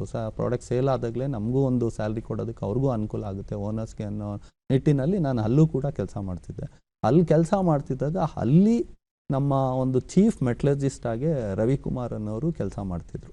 ಅವರು ನಾವು ಒಂದು ಫ್ರೆಂಡ್ಶಿಪ್ ಆಗಿ ನಾವಿಬ್ಬರು ಜೊತೆಯಲ್ಲಿರೋದಕ್ಕೆ ಏನು ಮಾಡಬೇಕು, ಇವಾಗ ಇಬ್ಬರೂ ಕೆಲಸ ನೋಡಿದ್ರೆ ಇಬ್ಬರು ಒಂದೊಂದು ಕಂಪ್ನಿಗೆ ಹೋಗ್ತೀವಿ, ಒಟ್ಟಿಗೆ ಇರೋದಕ್ಕೆ ಕಂಪ್ನಿ ಮಾಡೋಣ ಅಂತ ಒಂದು ಇಂಟ್ರೆಸ್ಟ್ ಬಂತಲ್ಲಿ. ಫೋಟೋ ನೋಡ್ತಾ ಇದೀವಿ ನಿಮ್ಮ ಪಾರ್ಟ್ನರ್ ಜೊತೆ. ಹೌದು. ಹಾಗಾಗಿ ಅವರೇ ರವಿಕುಮಾರ್ ಅಂತ. ಇವತ್ತೇನಾದ್ರು ಅಚೀವ್ಮೆಂಟ್ ಮಾಡಿದ್ದೀವಿ ಅಂದರೆ ಅವರ 100% ಸಪೋರ್ಟ್ ಇಂದ ಅಂತ ಹೇಳಕ್ಕೆ ಇಷ್ಟಪಡ್ತೀನಿ. ಹಾಗಾಗಿ ಅವರು ಬಂದು ಬೇಸಿಕಲಿ ಆಂಧ್ರದವರು, ರಾಜಮಂಡ್ರಿ ಕಡೆ. ಹಾಗಾಗಿ ಇಬ್ಬರು ಒಟ್ಟಿಗೆ ಇರೋಣ ಅಂತ ಒಂದು 2001ನಲ್ಲಿ ಸ್ಟಾರ್ಟ್ ಮಾಡಬೇಕಂತ ಅಂದ್ಕೊಂಡಾಗ ಆಗ ಪ್ರತಿ ಬ್ಯಾಂಕಿಗೂ ನಾವು ಒಂದು ಅಪ್ರೋಚ್ ಮಾಡಿದ್ವಿ. ಯಾವ ಉದ್ಯಮಕ್ಕೆ ಎಂಟ್ರಿ ಆಗಿದೆ? ಅವರು ಆ್ಯಕ್ಚುಲಿ ಎಲ್ಲ ಸ್ಟೇಟ್ಸಲ್ಲೂ ಮ್ಯಾಕ್ಸಿಮಮ್ ಸ್ಟೇಟ್ಸಲ್ಲಿ ವರ್ಕ್ ಮಾಡ್ತಾಯಿದ್ರು ನಾನ್ ಡಿಸ್ಟ್ರಕ್ಟಿವ್ ಟೆಸ್ಟಿಂಗ್ ಅಂತ. ಅಂದರೆ ಈಗ ಹಾಸ್ಪಿಟಲ್ಸಲ್ಲಿ ಸ್ಕ್ಯಾನಿಂಗ್ ಮಾಡೋದು, ಎಕ್ಸ್ರೇ ಮಾಡೋದು, ಆ ರೀತಿ ಏನು ಫೆಸಿಲಿಟಿ ಇದೆ ಹ್ಯೂಮನ್ ಬೀಯಿಂಗ್ಸ್ಗೆ, ಅದೇ ರೀತಿ ನಾವು ಇಂಜಿನಿಯರಿಂಗ್ ಇಂಡಸ್ಟ್ರಿ, ಇಂಜಿನಿಯರಿಂಗ್ ಪ್ರಾಡಕ್ಟ್ಸ್ಗೆ ಒಂದು ಬ್ರಿಡ್ಜಸ್ ಇನ್ಸ್ಪೆಕ್ಷನ್ಸ್ ಆಗಿರ್ಬೋದು, ಎವ್ಯಾಲ್ಯೂಯೇಷನ್ಸ್ ಆಗಿರೋದು, ಆ ಥರ ಒಂದು ಗುಣಮಟ್ಟ ಒಂದು ಮಾಡೋ ಅಂಥ ಒಂದು ವೃತ್ತಿ ಅದು. ಹಾಗಾಗಿ ಅವರು ಒಂದು ಎಕ್ಸ್ಪೀರಿಯನ್ಸ್ ಇತ್ತು, ಪ್ಲಸ್ ನನಗೂ ಒಂದು ಇಂಟೆನ್ಷನ್ ಇತ್ತು, ಪ್ಯಾಷನೇಟ್ ಇರೋದ್ರಿಂದ ಅಲ್ಲಿ ನಾವಿಬ್ಬರು ಪ್ಲ್ಯಾನ್ ಮಾಡಿಕೊಂಡು ಒಂದು ಲೋನ್ ಅಪ್ರೋಚ್ ಮಾಡಿದಾಗ ಎಲ್ಲೂ ಲೋನ್ ಆಗಿಲ್ಲ, ಎಲ್ಲೂ ಕೂಡ ಲೋನ್ ಆಗಿಲ್ಲ. ಆದರೂ ಕೂಡ ನಾವು ಇಂಟ್ರೆಸ್ಟ್ ಕಳ್ಕೊಳ್ಳಲಿಲ್ಲ. ಫಸ್ಟ್ ಕಮಿಟ್ಮೆಂಟ್ ನಾವಿಬ್ಬರು ಮಾಡಿದಂದರೆ, ನೀನು ಜಾಬ್ ಟ್ರೈ ಮಾಡಬೇಡ, ನಾನು ಜಾಬ್ ಟ್ರೈ ಮಾಡಬೇಡ. ಆಮೇಲೆ ಇಬ್ಬರು ಫ್ಯಾಮಿಲಿ ಬ್ಯಾಕ್ಗ್ರೌಂಡಲ್ಲಿ ಫೈನಾನ್ಷಿಯಲಿ ಇಬ್ಬರೂ ವೀಕ್ ಇದ್ವಿ, ಮಿಡಿಲ್ ಕ್ಲಾಸ್ ಫ್ಯಾಮಿಲಿ. ಹಾಗಾಗಿ ಅವ್ರ ತಂದೆನೂ ಕೂಡ ಒಂದು ಫಾರ್ಮರ್ ಆಗಿ ಮತ್ತು ಒಂದು ಕೂಲಿ ಕೆಲಸ ಮಾಡಿಕೊಂಡು ಇದ್ದಂಥವ್ರೇ. ಅವರು ಕೂಡ ಒಂದು ಬಂದಾಗ ಒಂದು ಇಂಟೆನ್ಷನ್ನು, ಕ್ಲಾರಿಟಿ ನಮಗೆ ಇಬ್ಬರಿಗೂ ಇತ್ತು. ಹಾಗಾಗಿ ಒಂದು ಫೈನಾನ್ಸು ಒಂದು 30,000 ಅಂತ ಒಂದು ಫೈನಾನ್ಸ್ ತೊಗೊಂಡು ಒಂದು ಸ್ಮಾಲ್ ಇಕ್ವಿಪ್ಮೆಂಟ್ಸ್ ತೊಗೊಂಡು ಸ್ಟಾರ್ಟ್ ಮಾಡೋ ರೀತಿಲಿ ನಮ್ಮ ಜರ್ನಿ ಸ್ಟಾರ್ಟ್ ಆಯಿತು. ಬಟ್ 2001ಇಂದ 2016ವರೆಗೂ ಯಾವುದೇ ಥರ ಬ್ಯಾಂಕ್ ಸಪೋರ್ಟು ನಮಗೆ ಯಂಗ್ ಎಂಟ್ರಪ್ರನರ್ಸು ಮತ್ತು ಇಬ್ಬರು ಇಂಜಿನಿಯರಿಂಗ್ ಗ್ರ್ಯಾಜುಯೇಟ್ಸ್ ಇರೋದ್ರಿಂದ ₹1 ಕೂಡ ನಮಗೆ ಅದೇ ಥರ ಸಪೋರ್ಟ್ ಬರಲಿಲ್ಲ. ಅದು ಹೌದು. ಆ್ಯಕ್ಚುಲಿ ಈಗ ಸ್ಟಾರ್ಟಪ್ಗಳಿಗೆ ಬಹಳ ಉತ್ತೇಜನ, ಕೈಗಾರಿಕಾ ಸ್ನೇಹಿ ಮಸೂದೆಗಳು, ಕಾಯ್ದೆಗಳು, ಕಾನೂನು ಎಲ್ಲ ಬರ್ತಾ ಇದೆ. 25 ವರ್ಷಗಳಿಂದ ಬಹುಶಃ ಅವೆಲ್ಲ ಮರೀಚಿಕೆ ಅಂತಲೇ ಅನ್ಬೋದು. ಏನೆಲ್ಲ ಸವಾಲುಗಳನ್ನು ಎದುರಿಸಿದ್ರಿ ನೀವು ಆರಂಭದಲ್ಲಿ ಇಂಡಸ್ಟ್ರಿ? ಆರಂಭದಲ್ಲಿ ಈಗ ಫೈನಾನ್ಸ್ ಅರೇಂಜ್ ಮಾಡೋದೇ ಒಂದು ಚಾಲೆಂಜಿಂಗ್ ಇರುತ್ತೆ. ಒಂದು ನಾವು ಬಿಫೋರ್ ಎಂಟರಿಂಗು ಒಂದು ಜಸ್ಟ್ ರೆಫರೆನ್ಸ್, ಈಗ ತಮ್ಮನ್ನ ಭೇಟಿ ಮಾಡೋದು, ಈಗ ಏನಾದ್ರು ಆರ್ಡ್ರ್ ಸಿಗುತ್ತಾ ಅಂತ ಒಂದು ಜಸ್ಟ್ ಕೇಳ್ಕೊಳೋದು. ಕೇಳ್ಕೊಂಡಾಗ ಆರ್ಡ್ರ್ ಇದೆ ಅಂತ ಹೇಳಿದಾಗ ಓಕೆ ಇಲ್ಲಿ ಆರ್ಡ್ರ್ ಇದೆ, ಇನ್ನೊಂದು ಕಡೆ ಆರ್ಡ್ರ್ ಇದೆ, ಇನ್ನೊಂದು ಕಡೆ ಆರ್ಡ್ರ್ ಇದೆ ಅಂತ. ಈಗ ಫೈನಾನ್ಸ್ ಬಂದು ಬಿಸ್ನೆಸ್ ಮಾಡೋದ್ರಲ್ಲಿ ಮುಖ್ಯನೇ, ಆದರೆ ಬ್ಯಾಂಕಿಂದ ಯಾವುದೇ ಥರ ಸಪೋರ್ಟ್ ಇಲ್ಲ. ಒಂದು ಬ್ಯಾಂಕಲ್ಲಿ ನಮ್ಮದು ಒಂದು ಕಂಪ್ನಿ ಅಕೌಂಟ್ಗೂ ಕೂಡ ಕೆನರಾ ಬ್ಯಾಂಕಲ್ಲಿ ಕೊಟ್ಟಿರಲಿಲ್ಲ. ಇವತ್ತು ಒಂದು ಪೀಣ್ಯ ಕೈಗಾರಿಕಾ ಸಂಘದಲ್ಲಿ ಅಧ್ಯಕ್ಷ ಆದಾಗ ಇನ್ಕ್ಲೂಡಿಂಗ್ GM ಕೂಡ ನಮ್ಮ ಕ್ಯಾಬಿನ್ ಬಂದು ಮಾತಾಡ್ಕೊಂಡು ಹೋಗಿದ್ದಾರೆ. ಪ್ರತಿಯೊಂದು ಬ್ಯಾಂಕ್ ಅವರು ಕೂಡ ಇವತ್ತಿದ್ದಾರೆ. ಹಿಂಗೆ ಚೇಂಜ್ ಆಗಿದೆ ನೋಡಿ. ಒಂದು ವ್ಯಕ್ತಿಗೆ ಒಂದು ಅಕೌಂಟ್ ಓಪನಿಂಗ್ಗೂ ಕೊಡದೇ ಇರೋಂಥ ಪರಿಸ್ಥಿತಿ ಇತ್ತು. ಮತ್ತೆ ಲೋನು ಕೊಟ್ಟಿರಲಿಲ್ಲ. ಯಾವುದೇ ಬ್ಯಾಂಕ್ ಅಪ್ರೋಚ್ ಮಾಡಿದ್ರು ಕೊಲ್ಯಾಟ್ರಲ್ ಅಂತ ಕೇಳ್ತಿದ್ರು. ಮತ್ತು ಈಗಿರೋ ಫೆಸಿಲಿಟಿ ಗೌರ್ಮೆಂಟ್ ಆಫ್ ಇಂಡಿಯಾ ಆಗಿರ್ಬೋದು, ಗೌರ್ಮೆಂಟ್ ಆಫ್ ಕರ್ನಾಟಕ ಆಗಿರೋದು, ಆವತ್ತಿನ ದಿನ ಆ ರೀತಿ ಪರಿಸ್ಥಿತಿಲಿ ಫೆಸಿಲಿಟೀಸ್ ಆಗಲಿರಲಿಲ್ಲ, ಮತ್ತು ನಾಲೆಜ್ ಇರಲಿಲ್ಲ, ಗೈಡೆನ್ಸ್ ಇರಲಿಲ್ಲ. ನಾವು ಎವ್ರಿ ಬ್ಯಾಂಕು ಓಡಾಡ್ತಾ ಇದ್ದಾಗ ಆಗದೆ ಇದ್ದಾಗ ಕೊನೆಗೆ ರೆಂಟೆಡ್ ಆದರೂ ತೊಗೊಂಡು ಮಾಡೋಣ ಅಂದಾಗ ಆಗ ರೆಂಟೆಡ್ ಒಂದು ಇಕ್ವಿಪ್ಮೆಂಟ್ಸ್ ಬಂತು. ಅಲ್ಲಿ ನಾನು ಮಾತಾಡಿದ್ದು ಫಸ್ಟ್ ಟೈಮಲ್ಲಿ ಏನಂದರೆ, ನಮ್ದು ಏನು ಇನ್ವಾಯ್ಸ್ ರೈಸ್ ಮಾಡ್ತೀವಿ ಅದರಲ್ಲಿ ನಿಮಗೆ ಪರ್ಸಂಟೇಜ್ ಕೊಡ್ತೀವಿ ಅಂತ. ಅದು ಒಂದು ಕ್ಲಿಕ್ ಆಯ್ತು ನಮಗೆ. ಆ ಒಂದು ಕ್ಲಿಕ್ ಆದಾಗ ಮತ್ತು ಅಲ್ಲಿ ಮಾಡೋವಂಥ ವ್ಯಕ್ತಿಗಳು ಇರಲಿಲ್ಲದೆ ಕಾರಣಕ್ಕೆ ನಮಗೆ ಇಕ್ವಿಪ್ಮೆಂಟ್ ಕೊಡಿ ಅಂತಲೂ ಒಂದು ಕೇಳಿದಾಗ ಅಲ್ಲಿ ನಮಗೆ ಒಂದು ಹೊರಗಡೆ ಹಣಕಾಸಿನ ಒಂದು ಅರೇಂಜ್ಮೆಂಟ್ಸ್ ಮಾಡಿ ಅರ್ನ್ ಮಾಡ್ಕೊಂಡು ಬಂದಿರೋದನ್ನೇ ಇನ್ವೆಸ್ಟ್ಮೆಂಟ್ ಮಾಡಿಕೊಂಡು ಅಪ್ ಟು 2016ವರೆಗೂ ಬಂದ್ವಿ. ಆಮೇಲೆ 2003 ಒಂದು ಇಂಡಸ್ಟ್ರಿ ಪ್ಲಾಟು ಕೂಡ ಅಪ್ಲೈ ಮಾಡಿದ್ವಿ. ಫಸ್ಟ್ ಅಲಾಟ್ಮೆಂಟ್ ಆಯಿತು. ಒಂದು ಒಳ್ಳೆ ಅಧಿಕಾರಿಗಳಿದ್ದಾಗ ಒಂದು ಅಲಾಟ್ಮೆಂಟ್ ಆಯಿತು. ಒಂದು 2400 ಸ್ಕ್ವೇರ್ ಫೀಟ್ ಜಾಗ, ಖಾಲಿ ಜಾಗ. ಅದಕ್ಕೆ ಅಡ್ಜಸೆಂಟ್ ಆಗಿರೋದು ಕೂಡ ಒಂದು ಒಳ್ಳೆ ಅಧಿಕಾರಿ ಇದ್ದಾಗ ಅಡ್ಜಸೆಂಟ್ ಲ್ಯಾಂಡು ಕೂಡ ನೀವು ತೊಗೊಳ್ಳಿ, ಮತ್ತೆ ನಿಮಗೆ ಅಲಾಟ್ಮೆಂಟ್ ಸಿಗಲ್ಲ ಅಂದಾಗ ಅಡ್ಜಸೆಂಟ್ ಲ್ಯಾಂಡ್ ಅಪ್ಲೈ ಮಾಡಿದಾಗ ಜಸ್ಟ್ 1500 ಸ್ಕ್ವೇರ್ ಫೀಟು. ಏನಕ್ಕೆ ಹೇಳಕ್ಕೆ ಇಷ್ಟಪಡ್ತೀನಿ ಅಂದರೆ, ಅವತ್ತಿನ ಒಂದು ಅಡ್ಜಸೆಂಟ್ ಲ್ಯಾಂಡ್ ಅವ್ರಿಗೆ ಕೊಡಬೇಕು ಅಂತ ಒಂದು ರೂಲು ಇದೆ. ಆ ಒಂದು ಕೊಡೋ ವಿಚಾರದಲ್ಲಿ ಒಂದು ಕ್ಲಾಶಸ್ ಆಗಿ ಒಂದು KSSRDC ಒಂದು GM ಅವ್ರ ಜೊತೆಲಿ, ಆಮೇಲೆ ಅಲ್ಲಿನ ಒಂದು ನಮ್ಮ ಒಂದು ಪ್ರೋಸೆಸ್ ಫೈಲ್ನ ಕಂಪ್ಲೀಟ್ ಎತ್ತಿಟ್ಟು ಆಮೇಲೆ ಫೈಲ್ ಇಲ್ಲದೆ ಇರೋ ಥರ ಮಾಡಿ 2009 ಒಂದು ನಾವು ಫಸ್ಟ್ ಅಲಾಟ್ಮೆಂಟ್ ಆಗಿರೋವಂಥ ಸೇಲ್ ಡೀಡ್ಗೆ ಅವತ್ತಿನ ಒಂದು ಅಧಿಕಾರಿಯಾಗಿ CG ಶ್ರೀನಿವಾಸ್ ಅವರು ಅವತ್ತಿನ ದಿನ ನಿಮ್ಮಲ್ಲಿರೋ ಕಾಪೀಸ್ನ ಫೈಲ್ ಕೊಡಿ, ಆ ಕಾಪೀಸ್ನ ಫೈಲ್ ಮಾಡಿಕೊಟ್ಟಿರೋರೆ ನಾನು ಫೈಲ್ ಪುಟಪ್ ಮಾಡ್ತೀನಿ ಅಂತ ಒಂದು ಸೇಲ್ ಡೀಡ್ ಮಾಡಿಕೊಟ್ರು. ಸೇಲ್ ಡೀಡ್ ಮಾಡಿಕೊಟ್ಟಾದಮೇಲೆ ನಮಗೆ ಅವತ್ತಿನ ದಿನ ನಮಗೆ ಒಂದು ಕನ್ಸ್ಟ್ರಕ್ಷನ್ ಮಾಡಿ ಅಲ್ಲಿನ ಎಕ್ಸ್ಪೆನ್ಷನ್ ಮಾಡೋದಕ್ಕೆ ಒಂದು ಅನುಕೂಲ ಮಾಡಿದ್ದಂಥ ವ್ಯಕ್ತಿ CG ಶ್ರೀನಿವಾಸ್ ಅವ್ರಿಗೂ ಕೂಡ ತಮ್ಮ ಈ ಮುಖಾಂತರದಲ್ಲಿ ಕೃತಜ್ಞತೆ ಸಲ್ಲಿಸ್ತೀನಿ. ಆಮೇಲೆ ಅಡ್ಜಸೆಂಟ್ ಲ್ಯಾಂಡು ಫೈಲ್ ಕಳೆದೋಗಿತ್ತಲ್ಲ, ಆದರೂ ಬಿಡಲಿಲ್ಲ. ಈ ಮೂವೀಸಲ್ಲೆಲ್ಲ ಒಂದು ಗೌರ್ಮೆಂಟ್ ಲೆವೆಲಲ್ಲಿ ಪ್ರೈಮ್ ಮಿನಿಸ್ಟರ್ ಆಗಿರ್ಬೋದು, ಪ್ರೆಸಿಡೆಂಟ್ ಆಗಿರ್ಬೋದು, ಒಂದು ಲೆಟ್ರ್ ಬರೀತಾರೆ, ಅದೆಲ್ಲ ಫಂಕ್ಷನ್ಸ್ ಆಗುತ್ತೆ ಅನ್ನೋ ಒಂದು ನಾವು ಒಂದು ಚಾನ್ಸ್ ತೊಗೊಳೋಣ ಅಂದ್ಬಿಟ್ಟು ಅವತ್ತು ಪ್ರೆಸಿಡೆಂಟ್ ಆಫ್ ಇಂಡಿಯಾಗೆ ಜಸ್ಟ್ ಒಂದು ಮೇಲ್ ಮಾಡ್ತೀವಿ. ಆ ಮೇಲ್ ಮಾಡಿದ್ದಾಗ ಅವತ್ತಿನ ಪರಿಸ್ಥಿತಿಲಿ 30 days we didn't get any communication ಅವರಿಂದ. ಅದೇನಾಗಿದೆ, ಫಾಸ್ಟಾಗಿ ಆ್ಯಕ್ಟಿವೇಟ್ ಮಾಡಿದ್ದಾರೆ. 2010 ಪ್ರೆಸಿಡೆಂಟ್ ಆಫ್ ಇಂಡಿಯಾಗೆ ಒಂದು ಲೆಟ್ರ್ ಬರೆದಾಗ ಅವರು ಕಂಪ್ಲೀಟ್ ಬ್ಯಾಂಗ್ಳೂರು DC-ಗೂ ಲೆಟ್ರ್ ಕರೆಸ್ಪಾಂಡೆನ್ಸ್ ಮಾಡಿದ್ದಾರೆ, CM-ಗೂ ಕರೆಸ್ಪಾಂಡೆನ್ಸ್ ಮಾಡಿದ್ದಾರೆ, ಮತ್ತು industry department small scale industry ಮಿನಿಸ್ಟರ್ಗೆ ಮತ್ತು MD KSSRDCಗೆಲ್ಲ ಕರೆಸ್ಪಾಂಡೆನ್ಸ್ ಮಾಡಿ ಅದು ಬ್ಯಾಕ್ ಫೈರ್ ಆಯಿತು ಅವ್ರಿಗೆ. ಒಂದು ಯಂಗ್ ಎಂಟರ್ಪ್ರಿನರ್ಸ್ ಆಗಿತ್ತು, ಒಂದು ಇಂಡಸ್ಟ್ರಿ ರನ್ ಮಾಡ್ತಾ ಇದ್ದಾರೆ, ಒಂದು ಅಪ್ಲೈ ಮಾಡಿರೋದು ಒಂದು ಫೈಲ್ ಕಾಣೆ ಆಗಿದೆ ಅಂತ ಹೇಳೋ ವಿಚಾರದಲ್ಲಿ ಅವರು ರಿವರ್ಸ್ ಒಂದು ಕರೆಸ್ಪಾಂಡೆನ್ಸ್ ಮಾಡಿದಾಗ ಅದಕ್ಕೆ ಮಾಹಿತಿ ಕೊಡಿ ಅಂತ ಕೇಳಿದಾಗ ಇವರು ನಮ್ಮಲ್ಲಿ ಏನಾಗಿದೆ, ನಮ್ಮಲ್ಲಿ ಇವತ್ತಿಗೂ ಕೂಡ ರಸ್ತೆ ವ್ಯವಸ್ಥೆ ಇಲ್ಲ ಪೀಣ್ಯ ಭಾಗದಲ್ಲಿ. ನಮ್ಮ ಇಂಡಸ್ಟ್ರಿ ಮುಂದೆ ಪೇವರ್ಸ್ ಮಾಡ್ಕೊಂಡಿದ್ವಿ, ಜಸ್ಟ್ ಒಂದು ಕಾಂಕ್ರೀಟ್ ಬ್ಲಾಕ್ಸ್ನ. ಅದನ್ನ ಎನ್ಕ್ರೋಚ್ಮೆಂಟ್ ಮಾಡಿದ್ದಾರೆ ಅಂತ ಇವರು ಸೋಕಾಸ್ ನೋಟಿಸ್ ಇಶ್ಯೂ ಮಾಡ್ತಾರೆ KSSRDC-ಇಂದ. ಸೋಕಾಸ್ ನೋಟಿಸ್ ಇಶ್ಯೂ ಮಾಡಿದಾಗ ಅದನ್ನ ನಾವು ಕೇಳಕ್ಕೆ ಹೋದಾಗ ಒಂದು, ಆಮೇಲೆ ಆಗ್ತಾನೆ RTI ಅಂತ ಬಂದಿತ್ತು. ನಾನು ಇದೇ ರೈಟ್ ಟೈಮು ನಮ್ಮ ಫೈಲ್ ರೀಕಾಲ್ ಮಾಡೋದಕ್ಕೆ ಅಂದ್ಬಿಟ್ಟು ಅದಕ್ಕೆ ನಿಮ್ಮ ನೋಟಿಸ್ಗೆ ನಾನು ರಿಪ್ಲೈ ಮಾಡಬೇಕಂದ್ರೆ ನನ್ನ ಫೈಲು ಕಾಪಿ ಬೇಕು ಅಂತ ಕೇಳಿದೆ. ಆಗ ಫೈಲ್ ವಾಪಸ್ ಬಂದಿದೆ. ಫೈಲ್ ಕಾಪಿ ಅವಾಗ ಕೊಟ್ಟಿದ್ದಾರೆ. ಆ ಫೈಲ್ ಕಾಪಿ ಕೊಟ್ಟಿದ್ದಾಗ ನಾನು ರಿಪ್ಲೈ ಮಾಡೋದಕ್ಕೆ ಒಂದು ಅನುಕೂಲ ಆಗಿದೆ ಅಂತ ಹೇಳಿದಾಗ ಅವರು ಡೆಮಾಲಿಷನ್ ಆರ್ಡರ್ನು ಕೂಡ ಪಾಸ್ ಆನ್ ಮಾಡಿದ್ದಾರೆ. ಆ ಟೈಮಲ್ಲಿ ನಾನು ಸಂಘ ಸಂಸ್ಥೆಗಳನ್ನ PIE ಆಗಿರ್ಬೋದು, ಕಾಸೆ ಆಗಿರ್ಬೋದು ಅಪ್ರೋಚ್ ಮಾಡಿದಾಗ ಅವ್ರಿಗೆ ಒಂದು ಅರ್ಥ ಆಯಿತು, ಇದು ಕ್ರಿಯೇಟ್ ಮಾಡಿದ್ದಾರೆ, ಬೇಕು ಅಂತ ಮಾಡ್ತಾ ಇದ್ದಾರೆ ಅಂತ. ಆಗ ನಾನು ಫಸ್ಟ್ ಅಪ್ರೋಚ್ ಮಾಡಿದ್ದು ನಮ್ಮ ತಂದೆ ಮುಖಾಂತರದಲ್ಲಿ R. ಪೃಥ್ವಿರಾಜ್ ಸರ್ ಅಂತ. ಅವ್ರನ್ನ ಭೇಟಿ ಮಾಡಿದಾಗ ಇಲ್ಲ ಅದು ನಿಮ್ಮ ತಂದೆ ಒಂದು ಈ ಫೈಲ್ ವಿಚಾರದಲ್ಲಿ ಏನೋ ಅಧಿಕಾರಿಗೆ ಮಾತಾಡಿದ್ದಾರೆ, ಅದರಿಂದ ಅವರು ನಿಮಗೆ ಟಾರ್ಗೆಟ್ ಮಾಡ್ತಾ ಇದ್ದಾರೆ, ನಿಮಗೆ ಟಾರ್ಗೆಟ್ ಮಾಡಿದ್ರೆ ಅವರು ಸರಿ ಹೋಗ್ತಾರೆ ಅನ್ನೋ ಒಂದು ಕಾರಣಕ್ಕೆ ಅನ್ನೋ ಒಂದು ಇದು. ಆವಾಗ ನಾವು ಫೈಲ್ ಬಂದಾಗ ಫೈಲ್ ನೋಡ್ತಿದ್ವಿ. ನೋಡಿದಾಗ ಚೆನ್ನಾಗಿದ್ದಾಗ ಅಧಿಕಾರಿಗಳು ಯಾವ ರೀತಿ ಬರೀತಾರೆ, ಚೆನ್ನಾಗಿಲ್ಲ ಅಂದಾಗ ಕ್ಲಾಶ್ ಆದಾಗ ಯಾವ ರೀತಿ ಬರೀತಾರೆ ಅಂತ ಒಂದು ಚಿಕ್ಕ ವಯಸ್ಸಲ್ಲೇ ನಮ್ಗೆ ಅನುಭವ ಆಯಿತು. ಅದನ್ನು ನಾನು ಹೈಕೋರ್ಟ್ವರೆಗೂ ತೊಗೊಂಡೋದ್ವಿ. ಹೈಕೋರ್ಟ್ಗೆ ಹೋಗಿ ಅದನ್ನು ಸ್ಟಾಪ್ ಮಾಡೋದಕ್ಕೆ ಅಂತ ಮಾಡಿದಾಗ ಮತ್ತು ಫೈನಾನ್ಷಿಯಲಿ ಸಪೋರ್ಟ್ ಆಗಲಿಲ್ಲ. ಹಾಗಾಗಿ ಇವರು ಅವ್ರಿಗೇ ಅದು ಪೇವರ್ಸ್ ಮಾಡಿದ್ದಾರೆ, ಒಂದು ರಸ್ತೆ ವ್ಯವಸ್ಥೆ ನೀವು ಮಾಡಿಕೊಡ್ಬೇಕಾಗಿರೋದು ಅಂಥವ್ರು ಅವ್ರು ಮಾಡಿದ್ದಾರೆ ಅಂತ ಕೇಸು ಇದು ಮಾಡಿದ್ರು. ಬಟ್ ಇಂಟೆನ್ಷನಲ್ಲಿ ಇವ್ರು ಬಂದು ಅವತ್ತು ಹೊಡೆದಾಕ್ ಹೋಗಿದ್ರು.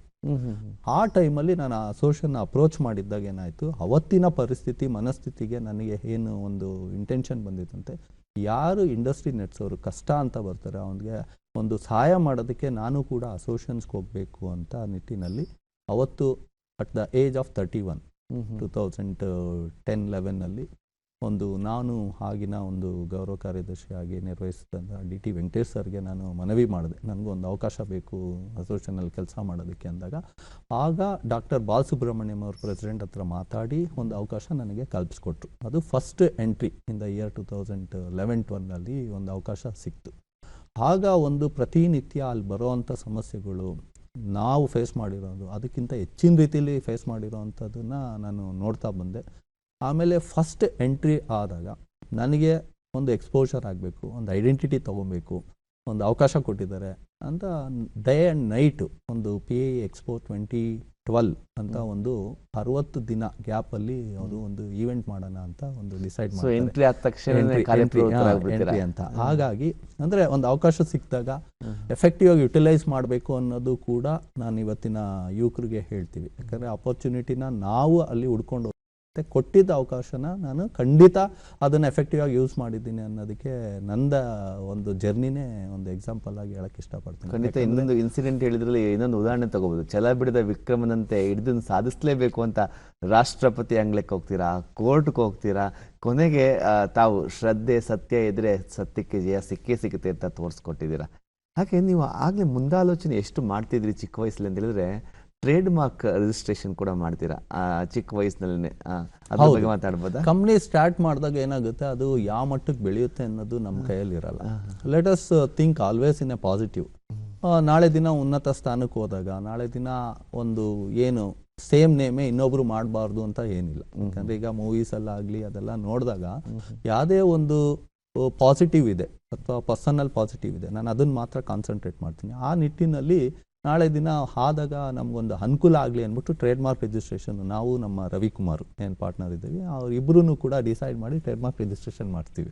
ಅದು ಎಷ್ಟು ಅನುಕೂಲ ಆಗಿದೆ ಅಂದರೆ ಆಫ್ಟರ್ 10 years ಇವತ್ತು ನಮ್ಮದೇ ಆದಂಥ ಕಂಪ್ನಿ ಹೆಸರು ಇಟ್ಕೊಂಡು ಸ್ಟಾರ್ಟ್ ಮಾಡೋಕ್ಕೆ ಹೋಗ್ತಾರೆ. ಮತ್ತು ನಮ್ಮದೇ ಆದಂಥ ವೆಬ್ಸೈಟ್ ಕಂಟೆಂಟ್ನ ಕಾಪಿ ಮಾಡಿದ್ದಾರೆ, ನಮ್ಮದೇ ಆದಂಥ ರಿಪೋರ್ಟ್ಸ್ನ ಮ್ಯಾನಿಪುಲೇಟ್ ಮಾಡ್ತಿದ್ದಾರೆ. ಇದೆಲ್ಲನೂ ಗಮನಿಸಿದಾಗ ಅವತ್ತು ನಾವು ತೊಗೊಂಡಿರೋ ಡಿಸಿಷನ್ನು ಕರೆಕ್ಟ್ ಇದೆ ಅಂತ ಅನಿಸುತ್ತೆ, ಖುಷಿನೂ ಕೂಡ ಆಗುತ್ತೆ. ಯಶಸ್ವಿ ಉದ್ಯಮಿಗೆ ದೂರಾಲೋಚನೆ ಯಾಕಿರಬೇಕು ಅಂತ ಹೇಳಿದ್ರೆ ಇದೆ. ಇನ್ನೊಂದು ಫೋಟೋ ಬರ್ತಾ ಇದೆ ನಿಮ್ಮ ಪಾರ್ಟ್ನರ್ ರವಿಕುಮಾರ್ ಅಂತ. ಸೊ ಇಬ್ರು ಒಂದೇ ಮನಸ್ಥಿತಿಯಲ್ಲಿ ಇದ್ಕೊಂಡು ಕೆಲಸ. ಹೌದು ಒಂದೇ ಇದರಲ್ಲಿ ಇದ್ದೀವಿ. ಮತ್ತು ಇಬ್ಬರು ಟ್ರಿನಿಟಿ ಬ್ರದರ್ಸ್ ಅಂತಾರೆ ನಮ್ಮ ಇಡೀ ಇಂಡಸ್ಟ್ರಿ ವಲಯದಲ್ಲಿ, ಮತ್ತೆ ಕುಮಾರ್ ಬ್ರದರ್ಸ್ ಅಂತ ಹೇಳ್ತಾರೆ. ಇವತ್ತಿನ ಯಶಸ್ವಿಗೆ ಅವರೇ ಮೇನ್ ಕಾರಣ ಅಂತ ಹೇಳಕ್ಕೆ ಇಷ್ಟಪಡ್ತೀನಿ. ಅವರು ವೆಲ್ಡಿಂಗ್ ಕೋರ್ಸ್ಗಳ ತರಬೇತುದಾರರಾಗಿ ಸಂಸ್ಥೆಯನ್ನು 25 ವರ್ಷಗಳಿಂದ ಬಹಳ ಯಶಸ್ವಿಯಾಗಿ ನಿರ್ವಹಿಸ್ಕೊಂಡ್ಬರ್ತಾರೆ. ವೆಲ್ಡಿಂಗ್ ಕೋರ್ಸ್ಗಳ ಬಗ್ಗೆ ಅದ್ರ ಬಗ್ಗೆ ಮಾತಾಡಿ. ಇದು 2010 ನಾವು ಫೇಸ್ ಮಾಡಿದಂಥ ಒಂದು ಅನುಭವ, ಮತ್ತು ಎಂಟ್ರಿ ಆಗಿದ್ದಂಥ ಇಂಡಸ್ಟ್ರಿ ಅಸೋಸಿಯೇಷನ್ಸ್ಗೆ ಎಂಟ್ರಿ ಆಗಿದ್ದಂಥ, ಮತ್ತು ಅಲ್ಲಿನ ಒಂದು ವಾತಾವರಣದಲ್ಲಿ ಮತ್ತು ಅಲ್ಲಿನ ಒಂದು ಸಮಸ್ಯೆಗಳಲ್ಲಿ ಅಲ್ಲಿನ ಒಂದು ರಿಕ್ವೈರ್ಮೆಂಟ್ ಅನ್ನೋದು ಒಂದು ಗೊತ್ತಾದಾಗ ವೆಲ್ಡಿಂಗ್ ಸ್ಟ್ರೀಮ್ನು ಯಾಕೆ ಆಯ್ಕೆ ಮಾಡ್ಕೊಬಾರ್ದು, ಇದ್ರ ಜೊತೆಲಿ ತೊಗೊಬಾರ್ದು ಅಂದಾಗ ಸಪ್ರೇಟ್ ಇಬ್ಬರೂ ಕೂಡ ಕೋರ್ಸಸ್ ಮಾಡಿ ಅವರು ಇಂಟರ್ನ್ಯಾಷನಲ್ ವೆಲ್ಡಿಂಗ್ ಇಂಜಿನಿಯರ್ ಆಗಿ ಒಂದು ಸರ್ಟಿಫಿಕೇಷನ್ ಆಗಿದೆ. ನಂದು ಇಂಟರ್ನ್ಯಾಷನಲ್ ವೆಲ್ಡಿಂಗ್ ಟೆಕ್ನಾಲಜಿಸ್ಟ್ ಅಂತ ಆಗಿದೆ. ಮತ್ತು ವೆಲ್ಡಿಂಗ್ ಅಂದರೆ Indian institute of welding, international institute of ವೆಲ್ಡಿಂಗ್ಗೆ ಇಂಡಿಯಾದವರು ಮೆಂಬರ್. ಅಲ್ಲೂ ಕೂಡ ಒಂದು 2013 ಇಬ್ರಿಗೂ ಒಂದು ಅವಕಾಶ ಕೇಳಿದಾಗ ಅಲ್ಲಿನ ಒಂದು ಹ್ಯಾಂಡ್ಲ್ ಮಾಡ್ತಿದ್ದಂಥ ಚೇರ್ಮನ್ನು ಬಿಳಿಗಿರಿ ವಾಸು ಅವರು ಮತ್ತು ನಮ್ಮ ಸೆಕ್ರೆಟರಿಯಾಗಿ ವಿಶ್ವಮೂರ್ತಿ ಅವರು ಹ್ಯಾಂಡ್ಲ್ ಮಾಡ್ತಾರೆ. ಇಬ್ಬರೂ ಒಂದು ಅವಕಾಶ ಕೊಡ್ತಾರೆ. ಆ ಟೈಮಲ್ಲಿ ನಾವೇನು ಮಾಡ್ತೀವಿ, ಫಸ್ಟ್ ಪ್ರೋಗ್ರಾಮ್ ಅಂತ ಒಂದು ಹೋಟ್ಲಲ್ಲಿ ವೆಲ್ಡರ್ಸ್ ಟ್ರೈನಿಂಗ್ ಒಂದು ಕಂಡಕ್ಟ್ ಮಾಡ್ತೀವಿ. ಉದ್ದೇಶ ಏನಂದರೆ, ಯಾವುದೇ ಒಂದು ಪ್ರಾಡಕ್ಟ್ ತೊಗೊಂಡ್ರೆ ವಿತೌಟ್ ವೆಲ್ಡಿಂಗ್ ಯಾವುದೇ ಪ್ರಾಡಕ್ಟ್ ಇರಲ್ಲ. ಹೌದು. ಹಾಗಾಗಿ ಆಮೇಲೆ ಗುಣಮಟ್ಟ ಒಂದು ಪ್ರಾಡಕ್ಟು ಬೇಕೇ ಬೇಕು. ಆಮೇಲೆ ಫಸ್ಟ್ ಅಟೆಂಪ್ಟಲ್ಲೇ ನಾವು ವೆಲ್ಡಿಂಗ್ ಅನ್ನೋದನ್ನ ಮಾಡಬೇಕು. ಹಾಗಾಗಿ ಒಂದು ತರಬೇತಿ ಒಂದು ಸ್ಟಾರ್ಟ್ ಮಾಡಬಾರ್ದು. ಯಾಕೆ ಅಂತ ಹೋದಾಗ ಅಲ್ಲಿನ ಒಂದು ಕ್ವಾಲಿಫಿಕೇಷನ್ ನಾವು ತೊಗೊಂಡಿರೋ ಅಂಥದ್ದು ಈವನ್ ಟೆಸ್ಟ್ ಕಂಡಕ್ಟ್ ಮಾಡಿ ಮತ್ತು ಅವ್ರಿಗೆ ಒಂದು ಸರ್ಟಿಫಿಕೇಟ್ ಕೊಡೋವಂಥ ಸರ್ಟಿಫಿಕೇಷನ್ಸು ಕೂಡ ನಮ್ಮಲ್ಲಿ ಒಂದು ಇದಿದೆ. ಹಾಗಾಗಿ ಅಲ್ಲೂ ಕೂಡ ಇಂಡಿಯನ್ ಇನ್ಸ್ಟಿಟ್ಯೂಟ್ ಆಫ್ ವೆಲ್ಡಿಂಗಲ್ಲೂ ಕೂಡ ಒಂದು ಒಂದು ಆಸ್ ಎ ಮೆಂಬರ್ ಆಗಿ ಮತ್ತು ಅಲ್ಲೂ ಕೂಡ ಚೇರ್ಮನ್ ಆಗಿ ಇವತ್ತು ನ್ಯಾಷನಲ್ ಲೆವೆಲಲ್ಲೂ ಕೂಡ ಇಬ್ಬರು ಕೂಡ ವರ್ಕ್ ಮಾಡ್ತಾ ಇದ್ದೀವಿ. ಆಮೇಲೆ ಅಲ್ಲಿ ವರ್ಕ್ ಮಾಡ್ತಾ ಇರೋವಂಥ ಟೈಮಲ್ಲಿ ಒಂದು ನ್ಯಾಷನಲ್ ಸ್ಕಿಲ್ ಕಾಂಪಿಟೇಷನ್ ಅಂತ 2016 ನಮ್ಮ ಬ್ಯಾಂಗ್ಳೂರಲ್ಲಿ ಸದರನ್ ಪಾರ್ಟ್ ನಡೆಯುತ್ತೆ. ಅದಕ್ಕೆ ಯಾರೋ ರೆಫರೆನ್ಸ್ ಕೊಟ್ಟು ಇವ್ರನ್ನ ಜೂರಿಯಾಗಿ ಒಂದು ಅವಕಾಶ ನನಗೆ ಕಲ್ಪಿಸ್ಕೊಡ್ತಾರೆ. ಆಗ ನ್ಯಾಷನಲ್ ಲೆವೆಲಲ್ಲಿ ಒಂದು ಕಾಂಪಿಟೇಷನ್ಗೆ ಜೂರಿ ಮೆಂಬರ್ ಆಗಿ ಸಿಕ್ಕಿದ್ದಂತೂ ಕೂಡ ಒಂದು ಹೆಮ್ಮೆ ಆದಂಥ ವಿಚಾರ. ಮತ್ತು ನ್ಯಾಷನಲ್ ವಿನ್ನರ್ಗೆ ಮತ್ತೆ ತರಬೇತಿ ಕೊಡೋವಂಥದ್ದು ವರ್ಲ್ಡ್ ಸ್ಕಿಲ್ ಕಾಂಪಿಟೇಷನ್ ಕಳಿಸ್ಕೊಡೋದು ಕೂಡ ನನಗೆ ಒಂದು ಅಸೈನ್ಮೆಂಟ್ ಬಂದಿತ್ತು 2016. ಆಗ ಒಂದು ಆ ಕಾರ್ಯನೂ ಕೂಡ ನಿರ್ವಹಿಸಿದ್ದು. ಭಾಳ ಯಶಸ್ವಿ ಉದ್ಯಮಿಯಾಗಿ ಒಂದು ಕಡೆ ತಮ್ಮ ಸಂಸ್ಥೆಯನ್ನು ಟ್ರಿನಿಟಿ ಬ್ರದರ್ಸ್ ಆಗಿ ನಡೆಸ್ಕೊಂಡು ಹೋಗ್ತಾ ಇರ್ತೀರಾ, ಇನ್ನೊಂದು ಕಡೆ ಸಂಘಟನೆಯಲ್ಲಿ ಕೂಡ ನೀವು ಆಗಲೇ ಹೇಳ್ದಂಗೆ 2010-11 ಬರ್ತೀರಾ. ಆ ಸಂಘಟನೆಯಲ್ಲಿ ಬಂದು ಭಾಳ ಕೆಲಸಗಳನ್ನ ಮಾಡ್ತಾ 2018 ಯೋಚನೆ ಮಾಡ್ತೀರಾ ಜಂಟಿ ಕಾರ್ಯದರ್ಶಿ ಆಗಿದಾಗ, ಯಾಕೆ ದೊಡ್ಡ ಕಂಪ್ನಿಗಳಿಗೆ ಮಾತ್ರ ಸ್ಟಾರ್ ಹೋಟ್ಲ್ಗಳಲ್ಲಿ ಅವಾರ್ಡ್ ಕೊಡಬೇಕು, ಖಂಡಿತ ಸಣ್ಣ ಕೈಗಾರಿಕೆಗಳು ಯಾಕೆ ಸಣ್ಣ ಮಟ್ಟದಲ್ಲಿ ಮಾಡಬೇಕು, ಇದನ್ನು ಕೂಡ ದೊಡ್ಡ ಮಟ್ಟದಲ್ಲಿ ಸಂಭ್ರಮಿಸಬೇಕು ಅಂತ ಹೇಳ್ಬಿಟ್ಟು ಒಂದು ಅವಾರ್ಡ್ ಫಂಕ್ಷನ್ ಮಾಡ್ತೀರಾ, ಅದ್ರ ಬಗ್ಗೆ ಬೆಳಕು ಚೆಲ್ವಾ? ಹೌದು, ಅದಕ್ಕಿಂತ ಮುಂಚಿತವಾಗಿ ನಮ್ಮ ಒಂದು ಅವಕಾಶ ಕೊಟ್ಟಿದ್ದಂಥ ನಮ್ಮ ಪೀಣ್ಯ ಕೈಗಾರಿಕಾ ಸಂಘದಲ್ಲಿ ಫಸ್ಟ್ ಕೌನ್ಸಿಲ್ ಮೆಂಬರ್, ಅಲ್ಲೂ ಕೂಡ ಅಸೋಸಿಯೇಷನ್ಸಲ್ಲಿ ಎಲೆಕ್ಷನ್ ಕಂಟೆಸ್ಟ್ ಮಾಡಿದಾಗ ನಾನು 2 ಬಾರಿ ಸೋತೆ. ನಾನು 2 ಬಾರಿ ಸೋತಿದ್ದೀನಿ. ಮತ್ತು ಅಲ್ಲೂ ಕೂಡ ಇಂಟ್ರೆಸ್ಟ್ ಕಳ್ಕೊಳ್ಳಿಲ್ಲ. ಮತ್ತು ಇನ್ನು ಕಾಂಟ್ಯಾಕ್ಟ್ಸು ನಾನೇ ಸರಿಯಾಗಿ ವರ್ಕ್ ಮಾಡ್ತಾ ಇರಲಿಲ್ವೇನೋ, ಒಂದು ಪರಿಚಯ ಸರಿಯಾಗಿಲ್ವೇನೋ, ಮತ್ತು ರೀಚ್ ಆಗಿಲ್ವೇನೋ ಅನ್ನೋ ನಿಟ್ಟಿನಲ್ಲಿ 2015-16 ಒಂದು ಕಾಂಪ್ರಮೈಸ್ ವೇಯಲ್ಲಿ ಡಾಕ್ಟರ್ ಜೈರಾಮ್ ಅವರ ಟರ್ಮಲ್ಲಿ ಫಸ್ಟ್ ಕೌನ್ಸಿಲ್ ಆಗಿ ಒಂದು ಅವಕಾಶ ಕೊಡ್ತಾರೆ ನಮ್ಮ ತಂಡದಿಂದ.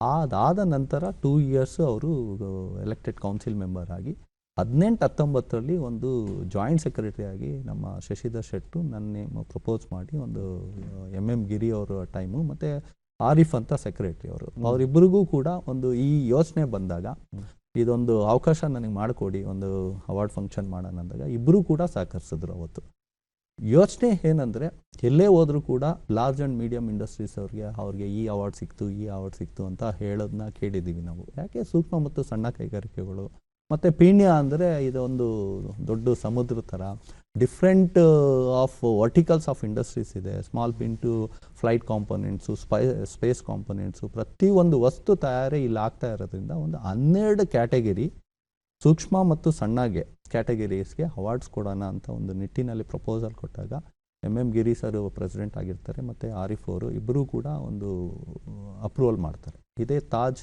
ವಿವಂತದಲ್ಲಿ ಒಂದು ಆಚರಣೆ ಮಾಡಿ ಟೋಟಲ್ 48 ಅವಾರ್ಡ್ಸ್, ಅಂದರೆ 1 ಕ್ಯಾಟಗರಿಗೆ 2, ಮೈಕ್ರೋ ಮತ್ತು ಸ್ಮಾಲು 2+2 4 × 12 48 ಅವಾರ್ಡ್ಸು, ಮತ್ತು 2 MSME of the year micro, MSME of the year ಸ್ಮಾಲ್ಗೆ, ಮತ್ತು 5 ಲೈಫ್ ಟೈಮ್ ಅಚೀವ್ಮೆಂಟ್ ಅವಾರ್ಡು ಕೂಡ ನಾವು ಆಯ್ಕೆ ಮಾಡೋಣ. ಅದಕ್ಕೆ ಜೂರಿ ಮೆಂಬರ್ಸ್ನ ಮಾಡಿ ಅವ್ರು ಆಯ್ಕೆ ಮಾಡಿಕೊಡ್ಲಿ, ಅದನ್ನು ಡಿಕ್ಲೇರ್ ಮಾಡಿ ಅವಾರ್ಡ್ ಕೊಡೋಣ. ನಾವು 5 ಜನಕ್ಕೆ ಒಂದು ಲೈಫ್ ಟೈಮ್ ಅಚೀವ್ಮೆಂಟ್ ಅವಾರ್ಡ್ ಕೊಡೋಣ ಅಂತಲೂ ಕೂಡ ಯೋಚನೆ ಬಂದು ಅದನ್ನು ನಾವು ಡಿಸೈಡ್ ಮಾಡೋಣ ಕಮಿಟಿಲಿ. ಒಂದು 15 ವರ್ಷ ಆಗಿರೋರು, 20 ವರ್ಷ ಆಗಿರೋರು, ತುಂಬ ಸೂಕ್ಷ್ಮದಿಂದ ಸಣ್ಣ ಕೈಗಾರಿಕೆಗೆ ಹೋಗಿರೋ ಅಂಥವ್ರನ್ನ ಅವತ್ತು ಒಟ್ಟು 5 ಇದ್ದಿದ್ದು 6 ಆಗುತ್ತೆ. 56 ಅವಾರ್ಡ್ಸ್ ಅವತ್ತು ಕೊಟ್ಟಿದ್ವಿ. ಪ್ರತಿಯೊಂದು ಸೂಕ್ಷ್ಮ ಮತ್ತು ಸಣ್ಣ ಕೈಗಾರಿಕೆಗಳು ಅವತ್ತು 800 ಮೆಂಬರ್ಸ್ ಅಸೆಂಬ್ಲಿ ಆಗಿದ್ದರು. ಅವತ್ತು ಡಾಕ್ಟರ್ CN ಅಶ್ವಥ್ ನಾರಾಯಣ್ ಅವರು DCM ಆಗಿರ್ತಾರೆ ಆ ಟೈಮಲ್ಲಿ, ಅವರು ಬಂದಿದ್ದರು. ಮತ್ತು ಸುಧಾಕರ್ ಸರ್ ಅವಾಗ ಪೊಲ್ಯೂಷನ್ ಕಂಟ್ರೋಲ್ ಬೋರ್ಡ್ ಚೇರ್ಮನ್ ಆಗಿದ್ದರು. ಅದ್ಭುತವಾಗಿ ಕಾರ್ಯಕ್ರಮ ಆಯಿತು ಅವತ್ತು. ಈಗಲೂ ನಡ್ಕೊಂಡ್ಬರ್ತದೆ ಪ್ರತಿ ವರ್ಷನೂ ಮಾಡೋದ್ರಲ್ಲಿ 18-19 ಮಾಡಿದ್ವಿ. 22ರಲ್ಲಿ ನಮ್ಮ ಮಂಜುನಾಥ್ ಅವ್ರ ಪ್ರೆಸಿಡೆಂಟ್ ಟರ್ಮಲ್ಲಿ ಮತ್ತೆ ನನಗೆ ಚೇರ್ಮನ್ಶಿಪ್ ಕೊಟ್ಟು ಅದು ಕೂಡ BAECಯಲ್ಲಿ 76 ಅವಾರ್ಡ್ಸ್ ಮಾಡಿದ್ವಿ. ಅಂದರೆ 15 ಕ್ಯಾಟಗರಿ ಮತ್ತು 21 ಜನ ಒಟ್ಟು ರೆಕಗ್ನೈಸೇಷನ್ ಅವಾರ್ಡು ನಮ್ಮ ಪೀಣ್ಯ ಕೈಗಾರಿಕಾ ಸಂಘದಿಂದ, ಅದು ಕೂಡ ಅದ್ದೂರಿಯಾಗಿ ಆವತ್ತಿನ ಕಾರ್ಯಕ್ರಮ ಮಾಡಿದ್ವಿ. ಅದಾದಮೇಲೆ ಕಳೆದ ಸಾಲಿನಲ್ಲಿ ಅದಕ್ಕಿಂತ ಮುಂಚೆ ತಮಗೆ ಸವಾಲು ಹಾಕಿರ್ತಾರೆ. ಆ ಸವಾಲಿಗೆ ಸೈ ಅಂತ ಹೇಳಿರ್ತೀರಾ. ಪೀಣ್ಯ ಅಧ್ಯಕ್ಷರು ಹೆಂಗೆ ಆಗ್ತೀರಾ ನೀವು ಅಂತ ಸವಾಲನ್ನ ಸ್ವೀಕರಿಸಿ ಅಧ್ಯಕ್ಷರಾಗಿ ಬಹಳ ಯಶಸ್ವಿಯಾಗಿ ಒಂದು ವರ್ಷ ನಡೆಸ್ಕೊತೀರಾ? 18-19 ನೀವು ಹೇಳ್ದಂಗೆ ಜಾಯಿಂಟ್ ಸೆಕ್ರೆಟರಿ ಆಗಿ ಕಾರ್ಯನಿರ್ವಹಿಸಿದೆ. ಹಾಗೆ ಒಂದು ಇನ್ಫ್ರಾಸ್ಟ್ರಕ್ಚರ್ ವಿಚಾರದಲ್ಲೂ ಕೂಡ ಒಂದು ಆವಾಗ ಆಯ್ಕೆ ಆದಾಗ ಒಂದು 30 ಕೋಟಿ ಕೂಡ ನಮಗೆ ಗ್ರ್ಯಾಂಟ್ ಬರುತ್ತೆ KSSIDC ಎಕ್ಸಿಕ್ಯೂಷನ್ ಮಾಡಬೇಕಂತ.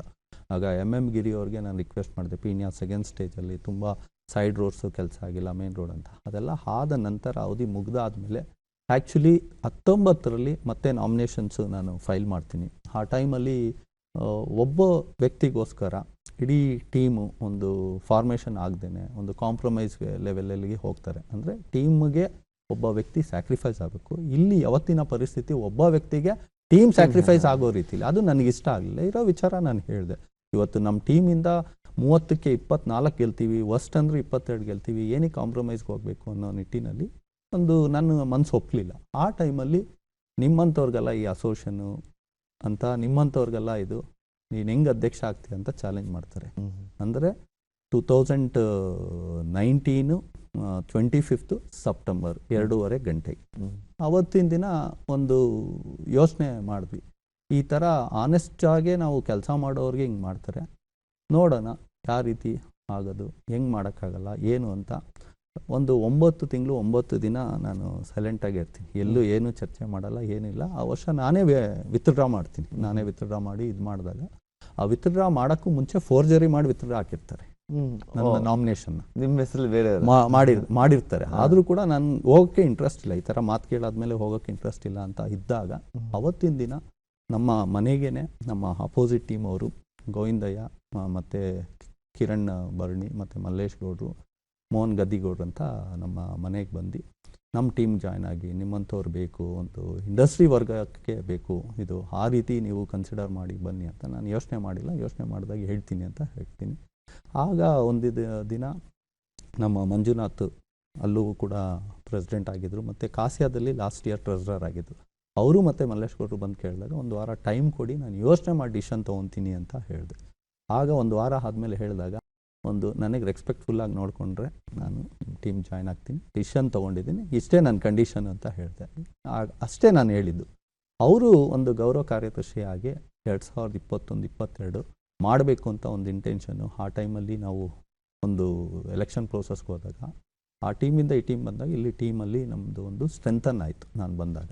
ಆ ಟೈಮಲ್ಲಿ ಅಪೋಸಿಟ್ ಟೀಮ್ ಅವರು ಇನ್ನು ಎಲೆಕ್ಷನ್ಗೆ ಹೋದ್ರೆ ಇದಾಗುತ್ತೆ ಅಂದ್ಬಿಟ್ಟು ಕಾಂಪ್ರಮೈಸ್ಗೆ ಅಂದ್ಬಿಟ್ಟು ನಮ್ಮ ಪೀಣ್ಯ ಒಂದು ಸೀನಿಯರ್ ಇಂಡಸ್ಟ್ರಿಯಲಿಸ್ಟು ಈಶ್ವರಿ ಟೆಕ್ಸ್ಟೈಲ್ ಮಾಲೀಕರಾದಂಥ ರಮೇಶ್ ಅವ್ರನ್ನ ಅಪ್ರೋಚ್ ಮಾಡ್ತಾರೆ. ಅವರ ಜೊತೆಯಲ್ಲಿ ಮಂಜುನಾಥ ಇಂಡಸ್ಟ್ರೀಸು ಪ್ರಸಾದ್ ಬಾಬು ಅವರು ಒಂದು ಜೊತೆಯಲ್ಲಿ ಅವರು ಡಿಸ್ಕಷನ್ ಆದಾಗ ಅಲ್ಲೂ ಕೂಡ ಅಪೋಸಿಟ್ ಟೀಮ್ ಯಾರು ಸವಾಲು ಹಾಕಿರ್ತಾರೆ, ಯಾವುದೇ ಕಾರಣಕ್ಕೂ ಗೌರವ ಕಾರ್ಯದರ್ಶಿ ಬೇಕಾದ್ರೆ ಬೇರೆಯವ್ರನ್ನ ಮಾಡ್ತೀವಿ, ಇವ್ರಿಗಂತೂ ಮಾಡಬೇಡಿ ನೀವು ಅಂತ ಡಿಮ್ಯಾಂಡ್ ಮಾಡಿದಾಗ ಅವತ್ತಿನ ಪೀಣ್ಯ ರಮೇಶ್ ಸರ್ ಈಶ್ವರಿ ಟೆಕ್ಸ್ಟೈಲ್ ಮಾಲೀಕರು ನಮಗೆ ಮಾಡಿಸಿ ಅವತ್ತು ಗೌರವ ಕಾರ್ಯದರ್ಶಿಯಾಗಿ ಕೂಡಿಸಿದ್ದಕ್ಕೆ ಒಂದು ಒಳ್ಳೆಯ ಹೆಸರು ಕೂಡ ಅವತ್ತು ಕೆಲಸ ಮಾಡಿ ನಾನು ಪೀಣ್ಯ ಕೈಗಾರಿಕಾ ಸಂಘದಲ್ಲಿ ವರ್ಕ್ ಮಾಡ್ತಾ ಬಂದೆ. ಆದರೆ ನೆಕ್ಸ್ಟ್ ಇಯರೇ ಉಪಾಧ್ಯಕ್ಷ ಸ್ಥಾನಕ್ಕೆ ಎಲ್ಲರೂ ಕೂಡ ನಮ್ಮ ಟೀಮ್ ವತಿಯಿಂದ ಪೃಥ್ವಿರಾಜ್ ಸರ್ ನಮ್ಮ ಟೀಮ್ ಚೇರ್ಮನ್ನು, ಅವರು ಕೂಡ ಒಂದು ಒಳ್ಳೆಯ ಹುಡುಗ ಕೆಲಸ ಮಾಡ್ತಾನೆ ಅಂತ ಒಂದು ಆಶೀರ್ವಾದ ಮಾಡಿ ಅವರೆಲ್ಲರೂ ಕೂಡ ಒಂದು ಅವಕಾಶ ಕೊಟ್ಟಿದ್ದಾಗ ನನಗೆ ಕಂಟಿನ್ಯೂಯಸ್ಸು 5 ಇಯರ್ಸು ದೇವರ ಆಶೀರ್ವಾದ ಬಂತು.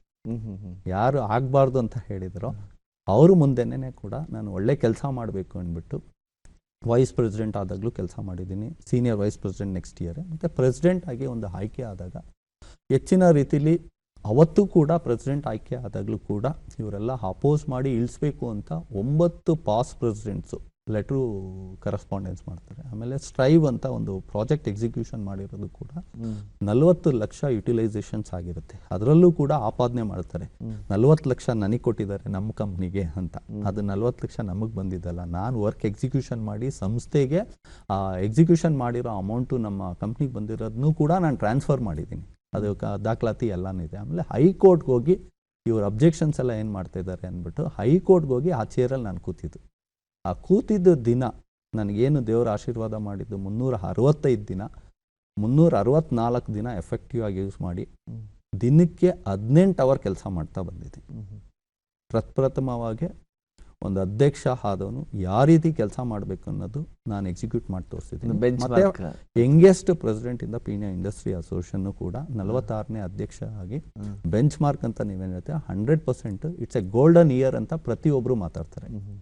ಇದೇ ಒಂದು ಸಂದರ್ಭದಲ್ಲಿ ನನಗೆ ಒಂದು ಅವಕಾಶ ಸಿಕ್ಕಿದಾಗ ಎಂಟೈರ್ ಟೀಮ್ ಸಪೋರ್ಟ್ ಮಾಡ್ತಾರೆ ನನಗೆ.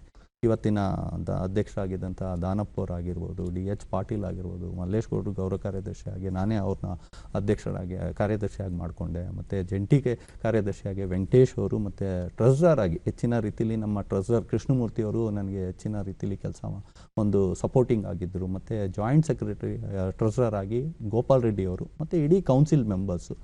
Especially president will have the privilege to take 2 womens without election. ಆ ಒಂದು ನಿಟ್ಟಿನಲ್ಲಿ ನಮಗೆ ಒಂದು ಪುಷ್ಪಲತಾ ಮೇಡಮ್, ಅನಿತಾ ಅಂತ ಒಬ್ಬರು ಎಲೆಕ್ಟ್ ಆಗಿ, ಮತ್ತು ಜನರಲ್ ಕ್ಯಾಟಗರಿಲಿ ಪದ್ಮಾ ಮೇಡಮ್ ಅಂತ ಬಂದಿರ್ತಾರೆ. ಈ ಒಂದು ಅವಧಿಗೆ ಎಂಟೈರ್ ಇಯರ್ ಆಫ್ ಕ್ಯಾಲೆಂಡರ್ ಏನು ಮಾಡಬೇಕು ಏನಿದು ಪ್ರಪ್ರಥಮ ಬಾರಿಗೆ ನಂದು ವಿಷನ್ನು ಅವತ್ತು. ಆಮೇಲೆ first person as a president oath ಟೇಕಿಂಗಲ್ಲಿ ನಾನು ನನ್ನ ಜರ್ನಿ ಸ್ಟಾರ್ಟ್ ಮಾಡಿದೆ ಆಸ್ ಎ ಪ್ರೆಸಿಡೆಂಟ್ ಆಗಿ. ಒಂದು ಅಧಿಕಾರ ಎಲ್ಲರೂ ಫೈಲ್ ಎಕ್ಸ್ಚೇಂಜು, ಚಾರ್ಜ್ ಟೇಕಿಂಗ್ ಅಂತ ಹೇಳ್ತಾರೆ.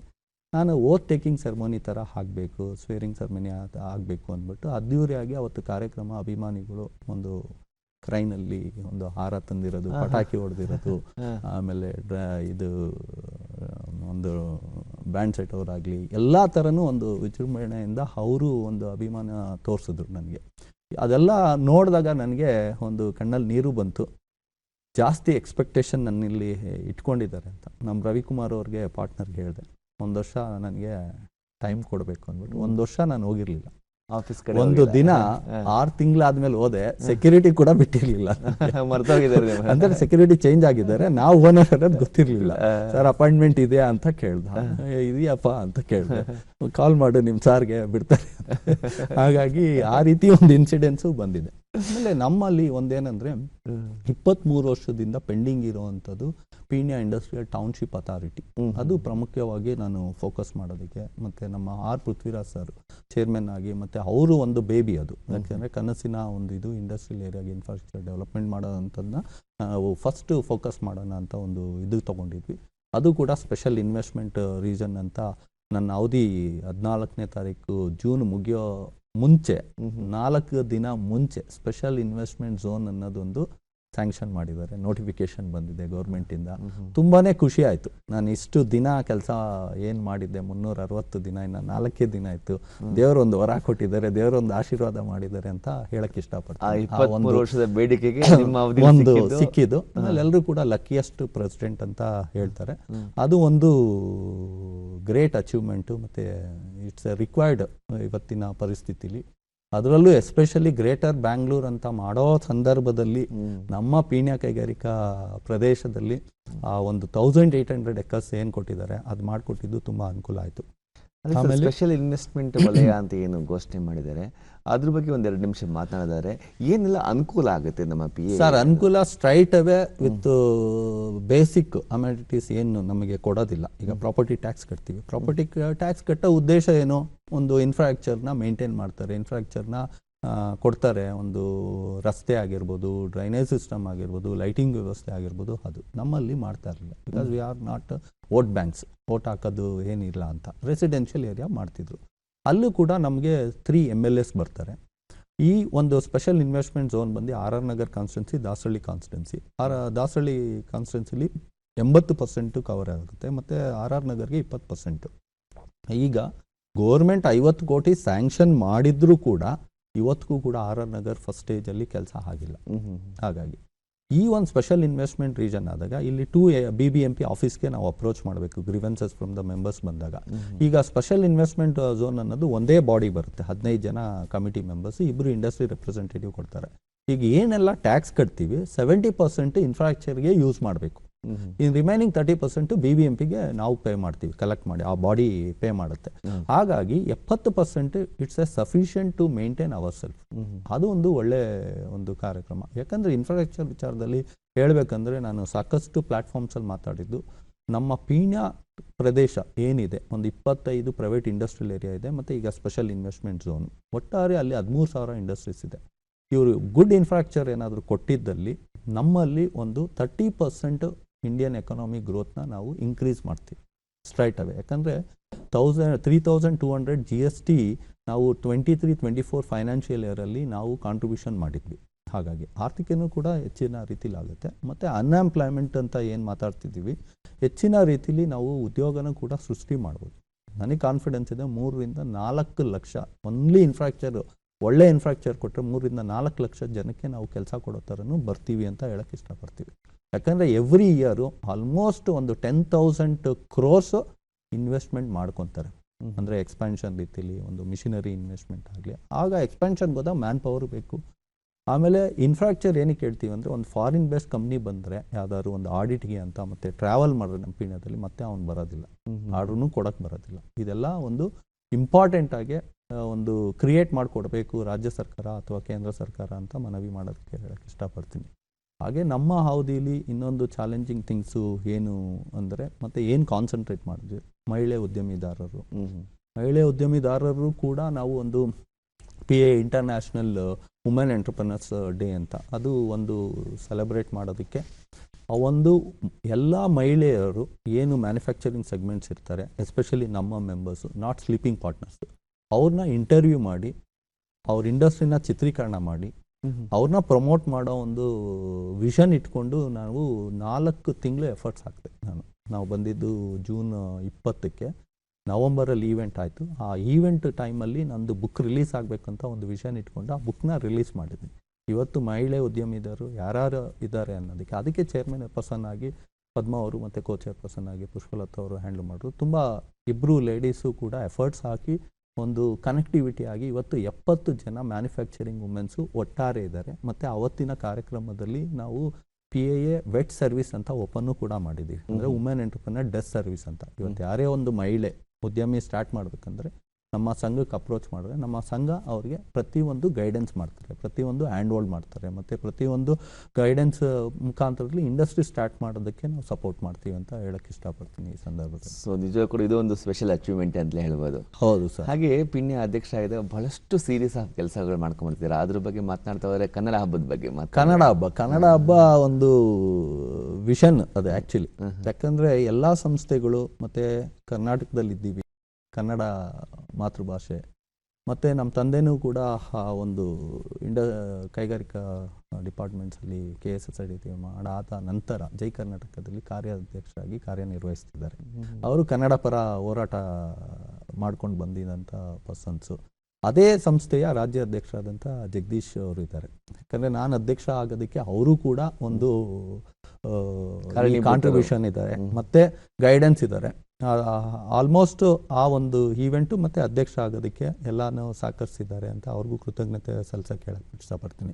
ಹಾಗೆ ಕನ್ನಡ ಪರ ಸಂಘಟನೆಗಳನ್ನೆಲ್ಲ ರಾಜ್ಯಾಧ್ಯಕ್ಷರು ಅವ್ರದ್ದೇ ಆದಂಥ ಒಂದು ಹೋರಾಟ ಮತ್ತು ಸೇವೆ ಸಲ್ಲಿಸಿರ್ತಾರೆ, ಅವ್ರನ್ನೆಲ್ಲ ಕರೆದಿ ಪೀಣ್ಯ ಕೈಗಾರಿಕಾ ಸಂಘ ಗುರುತಿಸ್ಬೇಕು, ಒಂದು ಆನರ್ ಮಾಡಬೇಕು ಅನ್ನೋ ಒಂದು ನಿಟ್ಟಿನಲ್ಲಿ ಒಂದು ಕಾರ್ಯಕ್ರಮ 1 ವರ್ಟಿಕಲ್. 2ನೇ ವರ್ಟಿಕಲ್ ಬಂದು ನಮ್ಮ ಒಂದು ಸರೌಂಡಿಂಗಲ್ಲಿ ಗೌರ್ಮೆಂಟ್ ಸ್ಕೂಲ್ ಆಗಿರ್ಬೋದು ಮತ್ತು ಕಾಲೇಜಸ್ ಇರ್ಬೋದು, ಅಥವಾ ಎಸ್ಪೆಷಲಿ ಸ್ಕೂಲ್ಗೆ ಸೀಮಿತ ಇಡೋಣ ಅಂದ್ಬಿಟ್ಟು ಪ್ರೈವೇಟ್ ಸ್ಕೂಲು ಗೌರ್ಮೆಂಟ್ ಸ್ಕೂಲ್ಸ್ಗೆ ವಿದ್ಯಾರ್ಥಿಗಳಿಗೆ Peenya industry contribution to the Indian economy growth, ಅಂದರೆ ಪೀಣ್ಯ ಕೈಗಾರಿಕಾ ಪ್ರದೇಶ ಏನು ಕೊಡುಗೆ ದೇಶದ ಆರ್ಥಿಕತೆಗೆ ಅಂದ್ಬಿಟ್ಟು ನಾವೇನು ಮಾಡ್ತೀವಿ, ಒಂದು ಪ್ರಬಂಧ ಸ್ಪರ್ಧೆ ಏರ್ಪಡಿಸೋಣ ಅಂದ್ಬಿಟ್ಟು 8ನೇ ತರಗತಿ 9ನೇ ಮತ್ತು 10ನೇ ತರಗತಿ ವಿದ್ಯಾರ್ಥಿಗಳಿಗೆ ಒಂದು ಕಾಲ್ಫರ್ ಮಾಡ್ತೀವಿ.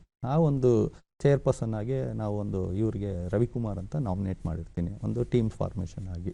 ಅಲ್ಲಿ ಒಂದು 100 ಜನ ಭಾಗಿಯಾಗಿ 100 ಜನ ಪ್ರಬಂಧ ಸ್ಪರ್ಧೆಯಲ್ಲಿ ಇದು ಮಾಡಿರ್ತಾರೆ. ಅವ್ರಿಗೂ 3 ಜನಕ್ಕೆ ಹಾನರ್ ಮಾಡ್ತೀವಿ. ಮತ್ತು ಸ್ಕೂಲಿನ ಮಕ್ಕಳದೇ ಒಂದು ಕಲ್ಚರಲ್ ಪ್ರೋಗ್ರಾಮು ಕೂಡ ಮಾಡ್ತೀವಿ. ಆಮೇಲೆ ಇಲ್ಲಿ ಕಲಾ ತಂಡದನ್ನು ಕೂಡ ನಮ್ಮ ರಾಜ್ಯ ಸರ್ಕಾರದಿಂದ ಕಲ್ಚರಲ್ ಡಿಪಾರ್ಟ್ಮೆಂಟಿಂದ ಒಂದು ಮಿನಿಸ್ಟ್ರ್ ಕಡೆಯಿಂದ ನಮಗೆ ಒಂದು 5 ಕಲಾ ತಂಡನೂ ಬರುತ್ತೆ, ಮತ್ತು 3 ಎಕ್ಸ್ಟ್ರಾ ಕಲಾ ತಂಡ ಪ್ರೊಷನ್ ಮಾಡೋಣ.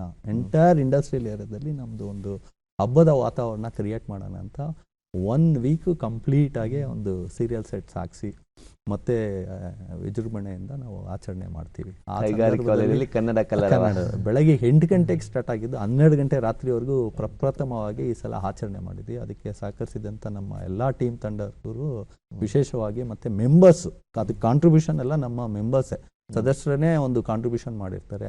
ಆಮೇಲೆ ಅಮೌಂಟು ಸೇವಿಂಗು ಕೂಡ ಮಾಡಿದ್ದೀವಿ. ಆಮೇಲೆ ನಮ್ಮ ಉದ್ದೇಶ ಏನಂದರೆ, ನಾವೇ ಮಾಡೋದ್ರಿಂದ ಬೇರೆ ಸಂಘ ಸಂಸ್ಥೆಗಳಿಗೆ ಏನಕ್ಕೆ ನಮ್ಮ ಮೆಂಬರ್ಸು ಅಮೌಂಟ್ ಕೊಡಬೇಕು ಮತ್ತು ಡೊನೇಷನ್ ಕೊಡಬೇಕು, ನಮ್ಮಲ್ಲೇ ಮಾಡಿ ನಾವೇ ಒಂದು ರೆಕಗ್ನೈಸ್ ಮಾಡೋಣ ಅಂತ ಒಂದು ಮಾಡಿ, ಅದು ಆದ ನಂತರ ನಮ್ಮ ಏನು ಇಂಡಸ್ಟ್ರಿಯಲ್ ಮ್ಯಾಗ್ಝಿನ್ ಇದೆ ಆ ಮಂತ್ ನಮ್ಮ ಕಿರಣ್ ಬರ್ಣಿಯವರು, ನಮ್ಮ ಸ್ನೇಹಿತರು, ಇವಾಗ ಜಾಯಿಂಟ್ ಸೆಕ್ರೆಟರಿ ಆಗಿದ್ದಾರೆ ಕಾಸ್ಯದಲ್ಲಿ, ಅವರೊಂದು ಕನ್ನಡದಲ್ಲೇ ಮ್ಯಾಗ್ಝಿನ್ ಯಾಕೆ ಪಬ್ಲಿಷ್ ಮಾಡಬಾರ್ದು ಅಂದರು. Immediate I took the decision, ಕನ್ನಡದಲ್ಲೇ ಪ್ರತಿಯೊಂದೂ ನಾವು ಅವತ್ತು ನವಂಬರ್ ಮಂತ್ ಅಂದರೆ ಕನ್ನಡ ಮ್ಯಾಗ್ಝಿನ್ ರಿಲೀಸ್ ಆಗಬೇಕು ಕನ್ನಡದಲ್ಲೇ ಅಂತ ಅದು ಮಾಡಿದ್ವಿ. ಅದಾದ ನಂತರ ಎಲ್ಲ ಕಡೆ ನಾವು ಕನ್ನಡದವರು, ಇವರು ಬೇರೆ ಭಾಷೆಯವರು ಅಂತ ಹೇಳ್ತಾರೆ, ಯಾಕೆ ನಮ್ಮ ಸಂಘದಲ್ಲೇ ಒಂದು ಕನ್ನಡ ಕಲಿಕೆ ಹೇಳ್ಕೊಡಬಾರ್ದು ಅಂತ ಒಂದು ಚಿಂತನೆಯಲ್ಲಿ ಕಮಿಟಿ ಕೂಡ ಅಪ್ರೂವಲ್ ಆಗಿದೆ. ಇನ್ನೂ ನಮಗೆ ಸ್ಟಾರ್ಟ್ ಮಾಡಿಲ್ಲ. ಯಾಕೆಂದರೆ ಲ್ಯಾಂಗ್ವೇಜಸ್ಸು ಇವತ್ತು ನಾವು ಕನ್ನಡ ಮಾತಾಡೋದು ಮತ್ತು ನಮ್ಮ ವರ್ಕರ್ಸು ಎಲ್ಲನೂ ನಾರ್ತ್ ಇಂಡಿಯನ್ಸು, ಬೇರೆ ರಾಜ್ಯದವರೇ ಇರೋದ್ರಿಂದ ಅಟ್ಲೀಸ್ಟು ಈಗ ನಮಗಾದರೆ ಹಿಂದಿ ಬರುತ್ತೆ, ಹಿಂದಿಲಿ ಮಾತಾಡ್ಸ್ತೀವಿ, ಅಥವಾ ತೆಲುಗು ಬರುತ್ತೆ, ತೆಲುಗಲ್ಲಿ ಮಾತಾಡ್ಸ್ತೀವಿ, ತಮಿಳ್ ಬರುತ್ತೆ, ತಮಿಳಲ್ಲಿ ಮಾತಾಡ್ಸ್ತೀವಿ, ಮಲಯಾಳಂ ಬಂದರೆ ಮಲಯಾಳಂ ಮಾತಾಡ್ಸ್ತಾರೆ.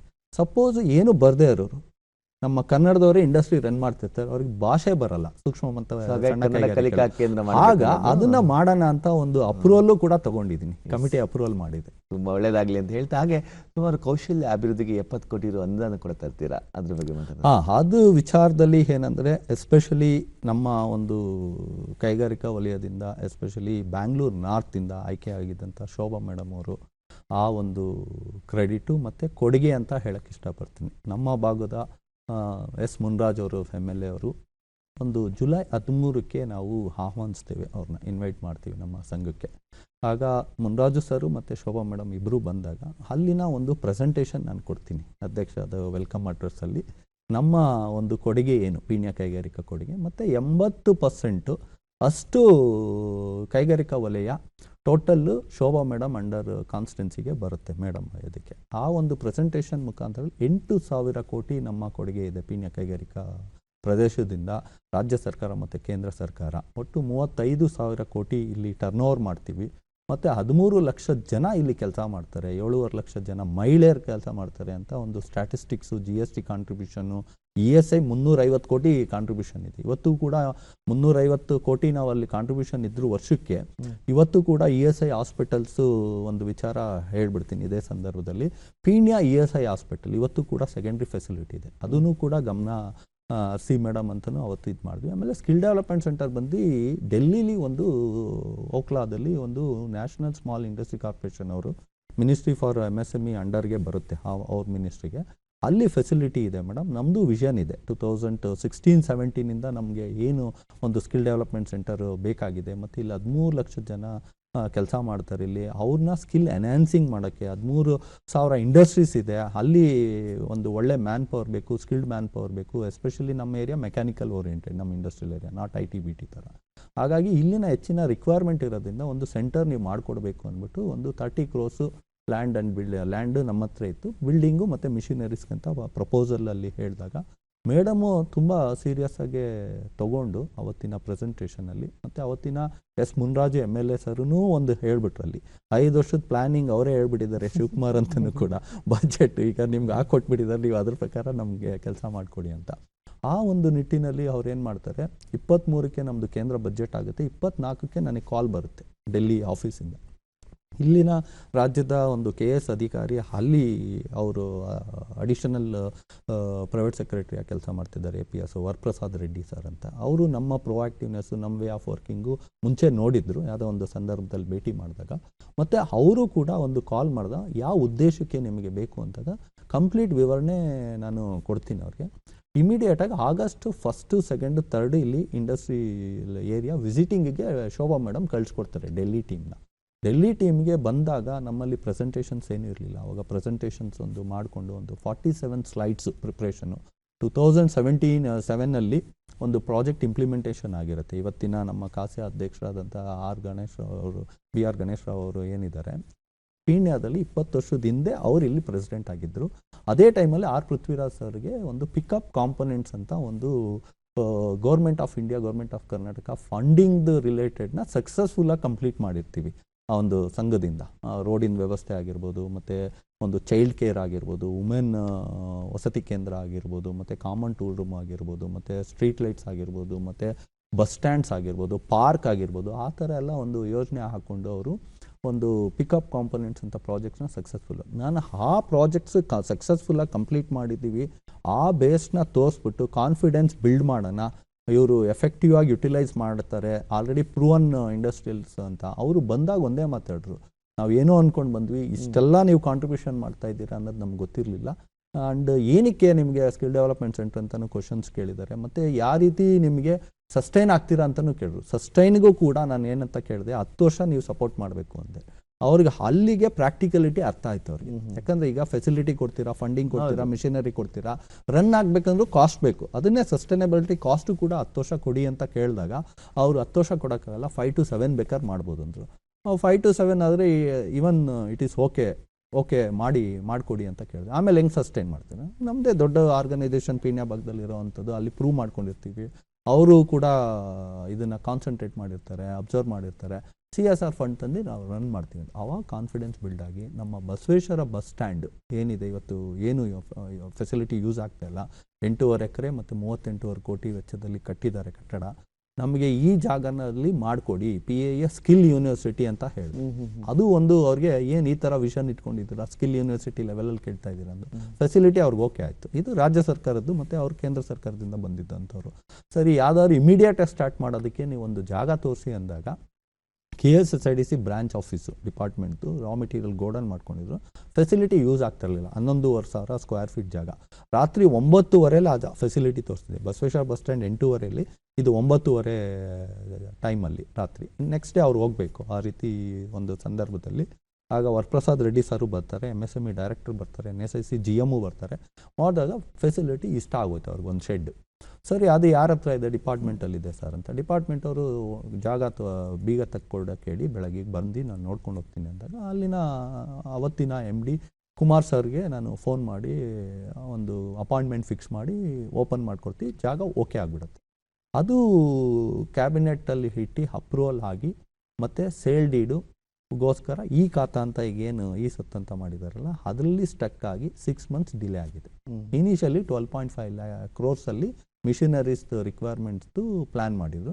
ಈಗ G+ ಮತ್ತು 70 crores ಲೆವೆಲ್ವರೆಗೂ ವ್ಯಾಲ್ಯೂ ಬಂದು ಇವತ್ತು ಸ್ಯಾಂಕ್ಷನ್ ಆಗಿದೆ. ಅಂದರೆ ತಮ್ಮ ಮುಖಾಂತರದಲ್ಲಿ ಶೋಭಾ ಮೇಡಮ್ ಅವರು, ministry for MSME labour and employment, ಈ ಒಂದು ಕೋಆರ್ಡಿನೇಷನ್ಗೆ ನಮ್ಮ ಮೆಂಬರ್ ಆದಂಥ ಮಲ್ಲಿಕಾರ್ಜುನಯ್ಯವರು ಕೂಡ ಕೋಆರ್ಡಿನೇಟ್ ಮಾಡಿದರು. ಅವಾಗ ನಮ್ಮ ಒಂದು ವಿಷನ್ ಏನಿತ್ತು, ನಮ್ಮ ಒಂದು ಪ್ಲ್ಯಾನಿಂಗ್ ಏನಿತ್ತು, ಅದೆಲ್ಲ ಸಕ್ಸಸ್ಫುಲ್ಲಾಗಿ ಬಂದಿದೆ. ಮತ್ತು ಆರ್ ಪೃಥ್ವಿರಾಜ್ ಅವರು ಗೈಡೆನ್ಸಲ್ಲಿ, ಒಂದು ಇನ್ಪುಟ್ಸಲ್ಲಿ ಅವರೇ ನನಗೆ ಮೆಂಟರ್. ಎಸ್ಪೆಷಲಿ ಅದೇ ಒಂದು ಕಾರ್ಯಕ್ರಮ ಒಂದಾಗಲಿ, ಒಂದು ಏನು ಮಾಡಬೇಕು ಅನ್ನೋದು ನಾನು ಅವ್ರ ಗೈಡೆನ್ಸಲ್ಲಿ ಹೋಗ್ತೀವಿ. ಹಾಗೆ ನಮ್ಮ ಪೀಣ್ಯ ರಮೇಶ್ ಸರ್ ಕೂಡ ಕಂಪ್ಲೀಟ್ ಸಪೋರ್ಟಿಂಗ್ ಆಗಿದ್ದು ಇವತ್ತು 70 ಕೋಟಿ ವೆಚ್ಚದಲ್ಲಿ ಒಂದು ಸ್ಕಿಲ್ ಡೆವಲಪ್ಮೆಂಟ್ ಸೆಂಟರ್ ಬರ್ತಿದೆ. ಅದು ಸದರ್ನ್ ಪಾರ್ಟಿಗೆ ಅವ್ರು ಮಾಡಿಕೊಡ್ತಾ ಇದ್ದಾರೆ. ಆಮೇಲೆ ಅವ್ರ ಕೊಡುಗೆ ಇವತ್ತೇನು ಮಾಡಿದ್ದಾರೆ ಅನ್ನೋದಕ್ಕೆ ಶಾರ್ಟ್ ಡ್ಯೂರೇಷನಲ್ಲಿ ಇದನ್ನು ನಮ್ಗೆ ಮಾಡಿಕೊಟ್ಟಿದ್ದಾರೆ ಅಂತ ಹೇಳಕ್ಕೆ ಇಷ್ಟಪಡ್ತೀನಿ. ಇನ್ನು ಹಲವಾರು ವಿಷಯಗಳು ಮಾತಾಡಿದೆ. FKCC ಕಾಸ್ಯ ಬಗ್ಗೆ ಮಾತನಾಡಿದೆ. ಪೀಣ್ಯದಲ್ಲಿ ಕೂಡ ಬಹಳಷ್ಟು ಕೆಲಸಗಳು ಮಾಡಿದ್ದೀರಾ. ಇನ್ನು ಸಮಯ ಬಹಳ ಕಡಿಮೆ ಇದೆ, 5-6 ನಿಮಿಷ ಅಷ್ಟೇ ಇದೆ. ಮ್ಯಾರಥಾನ್ ಮಾಡ್ತೀರಾ, IPL ಮಾಡ್ತೀರಾ, ಯೋಗ ಚಾಂಪಿಯನ್ ಮಾಡ್ತೀರಾ, ಪರಿಶಿಷ್ಟ ವರ್ಗದವರಿಗೆ ವಿಶೇಷ ಕಾರ್ಯಕ್ರಮ ಮಾಡ್ತೀರಾ, ಹಾಗೆ ಡಿಜಿಟಲ್ PIA ಕೂಡ ಮಾಡ್ತೀರಾ. ಅದೊಂದು ನಿಮಿಷದ ಮಾತನಾಡ್ತಾ ಕಾಸಿಯ ಬಗ್ಗೆ ಮುಂದೆ ಈಗ ನಮ್ಮ ಒಂದು ಡಿಜಿಟಲ್ ಇಂಡಿಯಾ ಏನು ಮೋದಿ ಸರ್ ಚಿಂತನೆಯಲ್ಲಿ ಲಾಸ್ಟ್ 10 ವರ್ಷ 11 ವರ್ಷದಿಂದ ಮಾಡ್ತಾ ಬಂದಿದ್ದಾರೆ. ಯಾಕೆ ನಮ್ಮ ಪೀಣ್ಯ ಇಂಡಸ್ಟ್ರಿಯಲ್ ಏರಿಯಾನ ಒಂದು ಕೆಲಸ ಕೇಳೋನು ಕೂಡ ಒಂದು ನಮ್ಮ ಸಂಘಕ್ಕೆ ಬಂದರೆ ಒಂದು ಡಿಜಿಟಲೈಸೇಷನ್ಸಲ್ಲೇ ಒಂದು ಪೋರ್ಟಲಲ್ಲೇ ಪ್ರತಿಯೊಬ್ಬರು ಕೈಗಾರಿಕೋದ್ಯಮಿಗಳು ನೋಡಿ ಆಕ್ಸೆಸ್ ಮಾಡಿ ಒಂದು ಕೆಲಸ ಕೊಡೋ ರೀತಿಲಿ ಆಗೋ ಥರ ಒಂದು ಮಾಡೋ ಥರ ಒಂದು ಮಾಡಬಾರ್ದು ಅಂದ್ಬಿಟ್ಟು ಕಂಪ್ಲೀಟ್ PIA ಪೀಣ್ಯ ಇನ್ಕ್ಲೂಡಿಂಗ್ ನಮ್ಮದೇ ಆದಂಥ ಯೂಟ್ಯೂಬ್ ಚಾನಲ್ ಕೂಡ ನಾವು ಲಾಂಚ್ ಮಾಡ್ಕೊಂಡಿದ್ದೀವಿ. ಮತ್ತು ಸೋಷಿಯಲ್ ಮೀಡಿಯಾ ಸ್ಟ್ರಾಂಗಾಗಿ ಇದು ಮಾಡಿದ್ದೀವಿ ಒಂದು. ಮತ್ತು ನೀವು ಆಲ್ರೆಡಿ ಹೇಳಿರೋ ಪ್ರಕಾರದಲ್ಲಿ FKCC ಡೈರೆಕ್ಟರ್ ಆಗಿದ್ದೆ, ಕಾಸ್ಯದಲ್ಲಿ ಒಂದು ಅವಕಾಶ ಕೊಟ್ಟಿದ್ದಂಥ ನಮ್ಮ ಆರ್ ಪೃಥ್ವಿರಾಜ್ ಸರು, ಪೀಣ್ಯ ರಮೇಶ್ ಸರು, ರಾಜ್ಗೋಪಾಲ್ ಅವರ ಅವಧಿಗೆ ಒಂದು ಫಸ್ಟ್ ಕೌನ್ಸಿಲ್ ಮೆಂಬರು ಆ ಅವಧಿ ಬಂದು 75ನೇ ವರ್ಷದ ಅವಧಿ. ಅದು ಕೂಡ ಹೆಮ್ಮೆ ಇದೆ. ಅವತ್ತಿನ ಗಣೇಶ್ ರಾವ್ ಅವರು ವೈಸ್ ಪ್ರೆಸಿಡೆಂಟ್ ಕ್ಯಾಂಡಿಡೇಟ್ ಆಗಿ ನನಗೊಂದು ಅವಕಾಶ ಮಾಡಿಕೊಟ್ಟಿದ್ದಂಥ ಮತ್ತು ಪೀಣ್ಯ ಕೈಗಾರಿಕಾ ಸಂಘದಿಂದ ಅಧ್ಯಕ್ಷನಾಗಿ ಒಂದು ಪ್ರತಿನಿಧಿಸುವಂಥ ಒಂದು ಇದರಲ್ಲಿ ಬಂದಾಗ 3 ಸಂಸ್ಥೆಗೆ ಏನೋ ಒಂದು ಮಾಡಬೇಕು ಅನ್ನೋ ಒಂದು ನಿಟ್ಟಿನಲ್ಲಿ ಡಿಸೆಂಬರ್ 7ಕ್ಕೆ 2024 ಒಂದು ಥಾಟ್ಸ್ ಬರುತ್ತೆ. ಇಂಡಿಯಾ MSME ಕಾನ್ಕ್ಲೇವ್ ಯಾಕೆ ಮಾಡಬಾರ್ದು ಅಂತ. ಅಂದರೆ ಅದು ಥಾಟ್ ಬಂದಿದ್ದು ಏನಕ್ಕೆ ಅಂದರೆ FKCC ಅಧ್ಯಕ್ಷರು, ಕಾಸಿಯಾ ಅಧ್ಯಕ್ಷರು ರಾಜಗೋಪಾಲ್, MG ರಾಜಗೋಪಾಲು ಮತ್ತು MG ಬಾಲಕೃಷ್ಣ ಅವರು ಇಬ್ಬರು ಬ್ರದರ್ಸು, ಸೇಮ್ ಫ್ಯಾಮಿಲಿ. ಅವ್ರಿಗೆ ಒಂದು ಅಪ್ರೋಚ್ ಮಾಡೋಣ ಅಂತ ಅವತ್ತು ಪೀಣ್ಯ ರಮೇಶ್ ಅವರು ಮತ್ತು ಪ್ರವೀಣ್ ಅವರು ಮತ್ತು ಕಿರಣ್ ಅವರು ಮತ್ತು ನಮ್ಮ ಇನ್ನೊಬ್ರು Karnataka state polymers association Vijay Kumar ಅವರು ಮತ್ತು ಮಂಜುನಾಥ್ ಅವರು ಚರ್ಚೆ ಮಾಡಿದಾಗ ಪಾಸಿಟಿವ್ ಆಗಿ ಅವರೆಲ್ಲ ಸಪೋರ್ಟ್ ಮಾಡ್ತಾರೆ. ಓಕೆ ಹೇಳೋಣ ಮಾಡೋಣ ಅಂತ. ಅವತ್ತು ಮೊನ್ನೆ ರೀಸೆಂಟಾಗೆ ನಮ್ಮ ಅವಧಿ 350ನೇ ದಿನ ನಂದು ಹೌದು. ಆ ದಿನದಂದು ಇಂಡಿಯಾ MSME ಕಾನ್ಕ್ಲೇವ್ ಅಂತ ಒಂದು ಕಾರ್ಯಕ್ರಮ ಮಾಡಿದ್ವಿ. ಇವತ್ತು ಕೂಡ ಸಕ್ಸಸ್ಫುಲ್ ಆಗಿದೆ. ಮತ್ತೆ ವಿತೌಟ್ ಈವೆಂಟ್ ಮ್ಯಾನೇಜ್ಮೆಂಟ್ ಅದು ಮಾಡಿದ್ದು ಬಾಲಕೃಷ್ಣ ಸರ್, ನಾವು ಮತ್ತೆ ರಾಜಗೋಪಾಲ್ ಸರ್ ಮತ್ತೆ ತಂಡ ಮಾಡಿದಾಗ ಸಕ್ಸಸ್ಫುಲ್ ಆಗಿ ಕಂಪ್ಲೀಟ್ ಆಗಿ ಇವನ್ DK ಶಿವಕುಮಾರ್ ಸರ್ನು ಕೂಡ ಇನ್ವೆಸ್ಟ್ ಕರ್ನಾಟಕಕ್ಕಿಂತ ಚೆನ್ನಾಗಿ ಮಾಡಿದ್ದೀರಾ ಅಂತ ಒಂದು ಅಪ್ರಿಷಿಯೇಷನ್ನು ಕೂಡ ಮಾಡೋಗ್ತಾರೆ. ಮತ್ತು ಶೋಭಾ ಮೇಡಮ್ ಅವತ್ತು ಇನಾಗ್ರೇಷನ್ ಮಾಡ್ತಾರೆ. ಹಾಗಾಗಿ ಒಂದು ಒಳ್ಳೆ ಗುಣಮಟ್ಟದಲ್ಲಿ ಮಾಡಿದ್ವಿ. ಆಮೇಲೆ SC/ST ಎಂಟರ್ಪ್ರಿನರ್ಸ್ದು ಕೂಡ ನಾವು ಮಾಡೋ ಉದ್ದೇಶ ಏನಂದರೆ ಆ ವರ್ಟಿಕಲ್ಗೂ ಕೂಡ ಏನು ಗೌರ್ಮೆಂಟ್ ಸ್ಕೀಮ್ಸ್ ಇದೆ ಅವ್ರಿಗೆ ತಿಳಿಸ್ಬೇಕು ಮತ್ತು ಫೆಸಿಲಿಟಿ ಯೂಸ್ ಮಾಡಬೇಕು ಅಂತಲೂ ಕೂಡ ಅಲ್ಲೂ ಕೂಡ ಒಂದು ಕಾರ್ಯಕ್ರಮಕ್ಕೆ DT ವೆಂಕಟೇಶ್ ಅವರು ಒಂದು ಬಂದು ಒಂದು ಕಾರ್ಯಕ್ರಮನ ಒಂದು ನೆಟ್ಕೊಡೋ ರೀತಿಯಲ್ಲಿ ಮಾಡ್ತಾರೆ. ಎಲ್ಲ ರಂಗಗಳನ್ನ ಟಚ್ ಮಾಡೋ ಪ್ರಯತ್ನ ಮಾಡಿ. ಸ್ವಾತಂತ್ರ್ಯೋತ್ಸವ ಮಾಡ್ತೀರಾ, ತಂಟಾಟ, ಜನ್ಮದಿನಾಚರಣೆ ಮಾಡ್ತೀರಾ. ಹಾಗೆ ನಿಮಗೆ ಬಹಳಷ್ಟು ಅವಾರ್ಡ್ಗಳು ಕೂಡ ಬಂದಿವೆ. ಉದ್ಯಮ ರತ್ನ ಅವಾರ್ಡ್ ಇರ್ಬೋದು, ಹಾಗೆ ಎಕನಾಮಿಕ್ ಟೈಮ್ಸ್ ಅವಾರ್ಡ್ ಇರ್ಬೋದು. ಅದ್ರ ಬಗ್ಗೆ ಬೆಳಕು. ಒಂದು ಕರೋನಾ ಟೈಮಲ್ಲಿ ನಮ್ಮ ಒಂದು ಎಕನಾಮಿಕ್ ಟೈಮ್ಸ್ ಅವರು ಆನ್ಲೈನಲ್ಲಿ ಅಪ್ಲೈ ಮಾಡಿದ್ದು 10 ಪರ್ಫಾರ್ಮಿಂಗ್ MSME ಅವಾರ್ಡ್ಸ್ ಅಂತ ಒಂದು ಏನು ನಮಗೆ ಇದು ಬಂದು ಲಘು ಉದ್ಯೋಗ ಭಾರತಿಯವರು ಒಂದು ಅಪ್ಲೈ ಮಾಡಿರೋ ಅಂಥದ್ದು ಒಂದು ಜೂರಿ ಮೆಂಬರ್ ಸೆಲೆಕ್ಟ್ ಆದಂಥ ಅವಾರ್ಡ್, ಹೆಮ್ಮೆ ಆದಂಥ ಅವಾರ್ಡ್ ಲಘು ಉದ್ಯೋಗ ಭಾರತಿಯವರು. ಅದು 2nd ಕನ್ಸಿಕ್ಯೂಟಿವ್ ಅವಾರ್ಡ್ ನಮಗೆ ಲಘು ಉದ್ಯೋಗ ಭಾರತಿಯಿಂದ. ಮತ್ತೆ ನಮ್ಮ ಒಂದು ಈ ಎಕನಾಮಿಕ್ ಟೈಮ್ಸ್ ಅವರು ಕೂಡ 10th ಪರ್ಫಾರ್ಮಿಂಗ್ ಅವಾರ್ಡಲ್ಲಿ ಒಂದು ಎಲ್ಲ private limited company, 9 companies IT/BT ಕಂಪ್ನೀಸೇ. ಮ್ಯಾನುಫ್ಯಾಕ್ಚರಿಂಗ್ ಸೆಗ್ಮೆಂಟ್ಸಲ್ಲಿ ಬಂದಿದ್ದಂತಹ ಅವಾರ್ಡ್ಸು ನಮಗೆ ಹೆಮ್ಮೆ ಅಂತ ಇದೆ. ಅದು ಬೆಂಗಳೂರವ್ರಿಗೆ ಫಸ್ಟು ಮತ್ತು 10th ಬೆಂಗಳೂರವ್ರಿಗೆ. ಹಾಗೆ ನಮ್ಮ ಕಂಪ್ನಿ ಅಂತ ಬಂದಿದ್ದಾಗ ಮತ್ತು HALದು ಅಪ್ರೂವಲ್ಸ್ ಇದೆ ಅಂತ ನಮ್ಮ ಮುಂಚೆ ಹೇಳ್ದಂಗೆ ಇದೇ ನಮಗೆ ಅದು ಅನೌನ್ಸ್ಮೆಂಟ್ ಮಾಡಿದ್ದ ಅವಾರ್ಡ್ ಅಂತ ಹೇಳೋಕ್ಕೆ ಹೆಮ್ಮೆನೂ ಇದೆ. ಆಮೇಲೆ ಟ್ಯಾಲಿ ಬಿಸ್ನೆಸ್ ಮ್ಯಾಸ್ಟ್ರೋ ಅವಾರ್ಡು ಕೂಡ ಬಂದಿದೆ. 2000 ಇಂಡಸ್ಟ್ರೀಸ್ ಅವರು ಅಪ್ಲೈ ಮಾಡಿದಂಥ ಒಂದು ಅವಾರ್ಡು ಕೂಡ ನಮಗೆ ಬಂದಿದೆ 2022 ಅಲ್ಲಿ. ಇದು 21 ಮತ್ತು 22. ಆಮೇಲೆ ವ್ಯಾಕ್ಸಿನೇಷನ್ ಟೈಮಲ್ಲೂ ಕೂಡ ಆಗಿನ ಶಾಸಕರಾದಂಥ ಶ್ರೀ R ಮಂಜುನಾಥ್ ಅವರು ಕೂಡ 1.25 ಲಕ್ಷ ವ್ಯಾಕ್ಸಿನೇಷನ್ನು ನಮಗೆ ಒಂದು ಕೊಡ್ತಾರೆ. ಇಂಡಿಪೆಂಡೆಂಟಾಗಿ ನಾವು ಮಂಜುನಾಥ್, ಮಲ್ಲೇಶ್ ಗೌಡ್ರು, ಒಂದು ಚಂದ್ರಶೇಖರು, 4 ಜನ ಒಂದು ಟೀಮ್ ಮೆಂಬರ್ಸ್ ಆಗಿ ವರ್ಕ್ ಮಾಡಿ ಇಂಡಸ್ಟ್ರಿ ವಲಯದಲ್ಲಿ 1.25 ಲಕ್ಷ ವ್ಯಾಕ್ಸಿನೇಷನ್ ಮಾಡ್ಕೊಡ್ತೀವಿ. ಅವ್ರಿಗೂ ಕೂಡ ಆಗಿನ ಶಾಸಕರಾದಂಥ R ಮಂಜುನಾಥ್ ಅವ್ರಿಗೂ ಕೂಡ ಕೃತಜ್ಞತೆ ಸಲ್ಲಿಸಕ್ಕೆ. ಕಾರ್ಯಕ್ರಮದ ಕೊನೆ ಹಂತಕ್ಕೆ ಬಂದಿದ್ದೀವಿ. ತಮ್ಮ ಕುಟುಂಬದ ಪರಿಚಯ ಮಾಡ್ಕೊಡ್ಬೋದು, ಯಾರು ಇದ್ದಾರೆ? ನಮ್ಮ ಮೇಯ್ನ್ ಆಗಿ ನಮ್ಮ ತಂದೆ ತಾಯಿ ಅಂತೂ ತುಂಬಾನೇ ಕಷ್ಟ ಬಿದ್ದಿದ್ದಾರೆ. ಹಾಗಾಗಿ ಇವತ್ತಿನ ಅವರಿಬ್ರಿಗೂ ಹೆಮ್ಮೆ. ಇವತ್ತು ನಮ್ಮ ಮಗ ಈ ಮಟ್ಟದಲ್ಲಿ ರೀಚ್ ಆಗಿದ್ದೇನೆ ಅಂತ ಇಡೀ ಫ್ಯಾಮಿಲಿ ಮೆಂಬರ್ಸು. ಆಮೇಲೆ ಇನ್ ಆ್ಯಂಡ್ ಔಟು ಪ್ರತಿಯೊಂದೂ ಕೂಡ ನಮ್ಮ ಪಾರ್ಟ್ನರು ಫ್ಯಾಮಿಲಿ ಆಗಿರ್ಬೋದು, ಅವ್ರಿಗೆ ಕೃತಜ್ಞತೆ ಸಲ್ಲಿಸೋಕೆ ಇಷ್ಟಪಡ್ತೀನಿ ಈ ಸಂದರ್ಭದಲ್ಲಿ. ಯಾಕಂದರೆ ಅವರು ಇವತ್ತಿನ ಈ ಡೆವಲಪ್ಮೆಂಟ್ಗೆ ಕಂಪ್ಲೀಟ್ ಬ್ಯಾಕಪ್ ಆಗಿ, ಇವತ್ತು ನಾನು ಒಂದಿನ ಕಂಪ್ನಿಗೆ ಹೋಗಿಲ್ಲ ಅಂದರೆ ಪಾರ್ಟ್ನರ್ಶಿಪ್ ಫರ್ಮಲ್ಲಿ ನಿಮಗೆ ಗೊತ್ತು ಎಷ್ಟು ಡಿಸ್ಪ್ಯೂಟ್ಸ್ ಬರುತ್ತೆ. ಅಂಥದ್ರಲ್ಲಿ 1 ವರ್ಷ ನನಗೆ ಫ್ರೀನೆಸ್ ಕೊಟ್ಟು ಮಾಡೋದಕ್ಕೆ ಹೇಳ್ಕೊಟ್ಟಿದ್ದಾರೆ. ಮತ್ತು ಹಾಗೆ ನಮ್ಮ ಕೈಗಾರಿಕಾ ಪ್ರದೇಶದ ಎಲ್ಲ ಸದಸ್ಯರುಗಳು ರಾಜ್ಯಾದ್ಯಂತ ಇವತ್ತು ಒಂದು ಗುರುತಿಸಿ ಅವನು ಒಳ್ಳೆ ಕೆಲಸ ಮಾಡ್ತಾನೆ ಅಂತ ಹೇಳ್ತಾರೆ. ಅವ್ರಿಗೂ ಕೂಡ ಈ ಸಂದರ್ಭದಲ್ಲಿ ಕೃತಜ್ಞತೆ ಹೇಳಕ್ಕೆ ಇಷ್ಟಪಡ್ತೀನಿ. ಅತ್ಯಂತ ಕಿರಿಯ ವಯಸ್ಸಿನಲ್ಲೇ ಬಹಳಷ್ಟು ಸಾಧನೆ ಮಾಡಿದ್ದೀರಾ. ನಿಮ್ಮ ಸಾಧನೆಯ ಶಿಖರ ಇನ್ನಷ್ಟು ಎತ್ತರಕ್ಕೆ ಹೋಗಲಿ ಅಂತ ಹೇಳ್ತಾ, ದೂರದರ್ಶನ ಚಂದನ ವಾಹಿನಿಯಲ್ಲಿ ಇಷ್ಟೊತ್ತು ನಮ್ಮ ಜೊತೆ ಮಾತಾಡೋದಕ್ಕೆ ತಮಗೆ ಧನ್ಯವಾದಗಳು ಸರ್. Thank you. ವೀಕ್ಷಕರೇ, ಇದಾಗಿತ್ತು ಇವತ್ತಿನ ವಿಶೇಷ ವ್ಯಕ್ತಿಯ ಸಂದರ್ಶನ. ಮುಂದಿನ ಕಾರ್ಯಕ್ರಮದಲ್ಲಿ ಮತ್ತೋರ್ವ ಅತಿಥಿಯೊಂದಿಗೆ ಮತ್ತೆ ಭೇಟಿಯಾಗೋಣ. ಅಲ್ಲಿವರೆಗೆ ನಮಸ್ಕಾರ.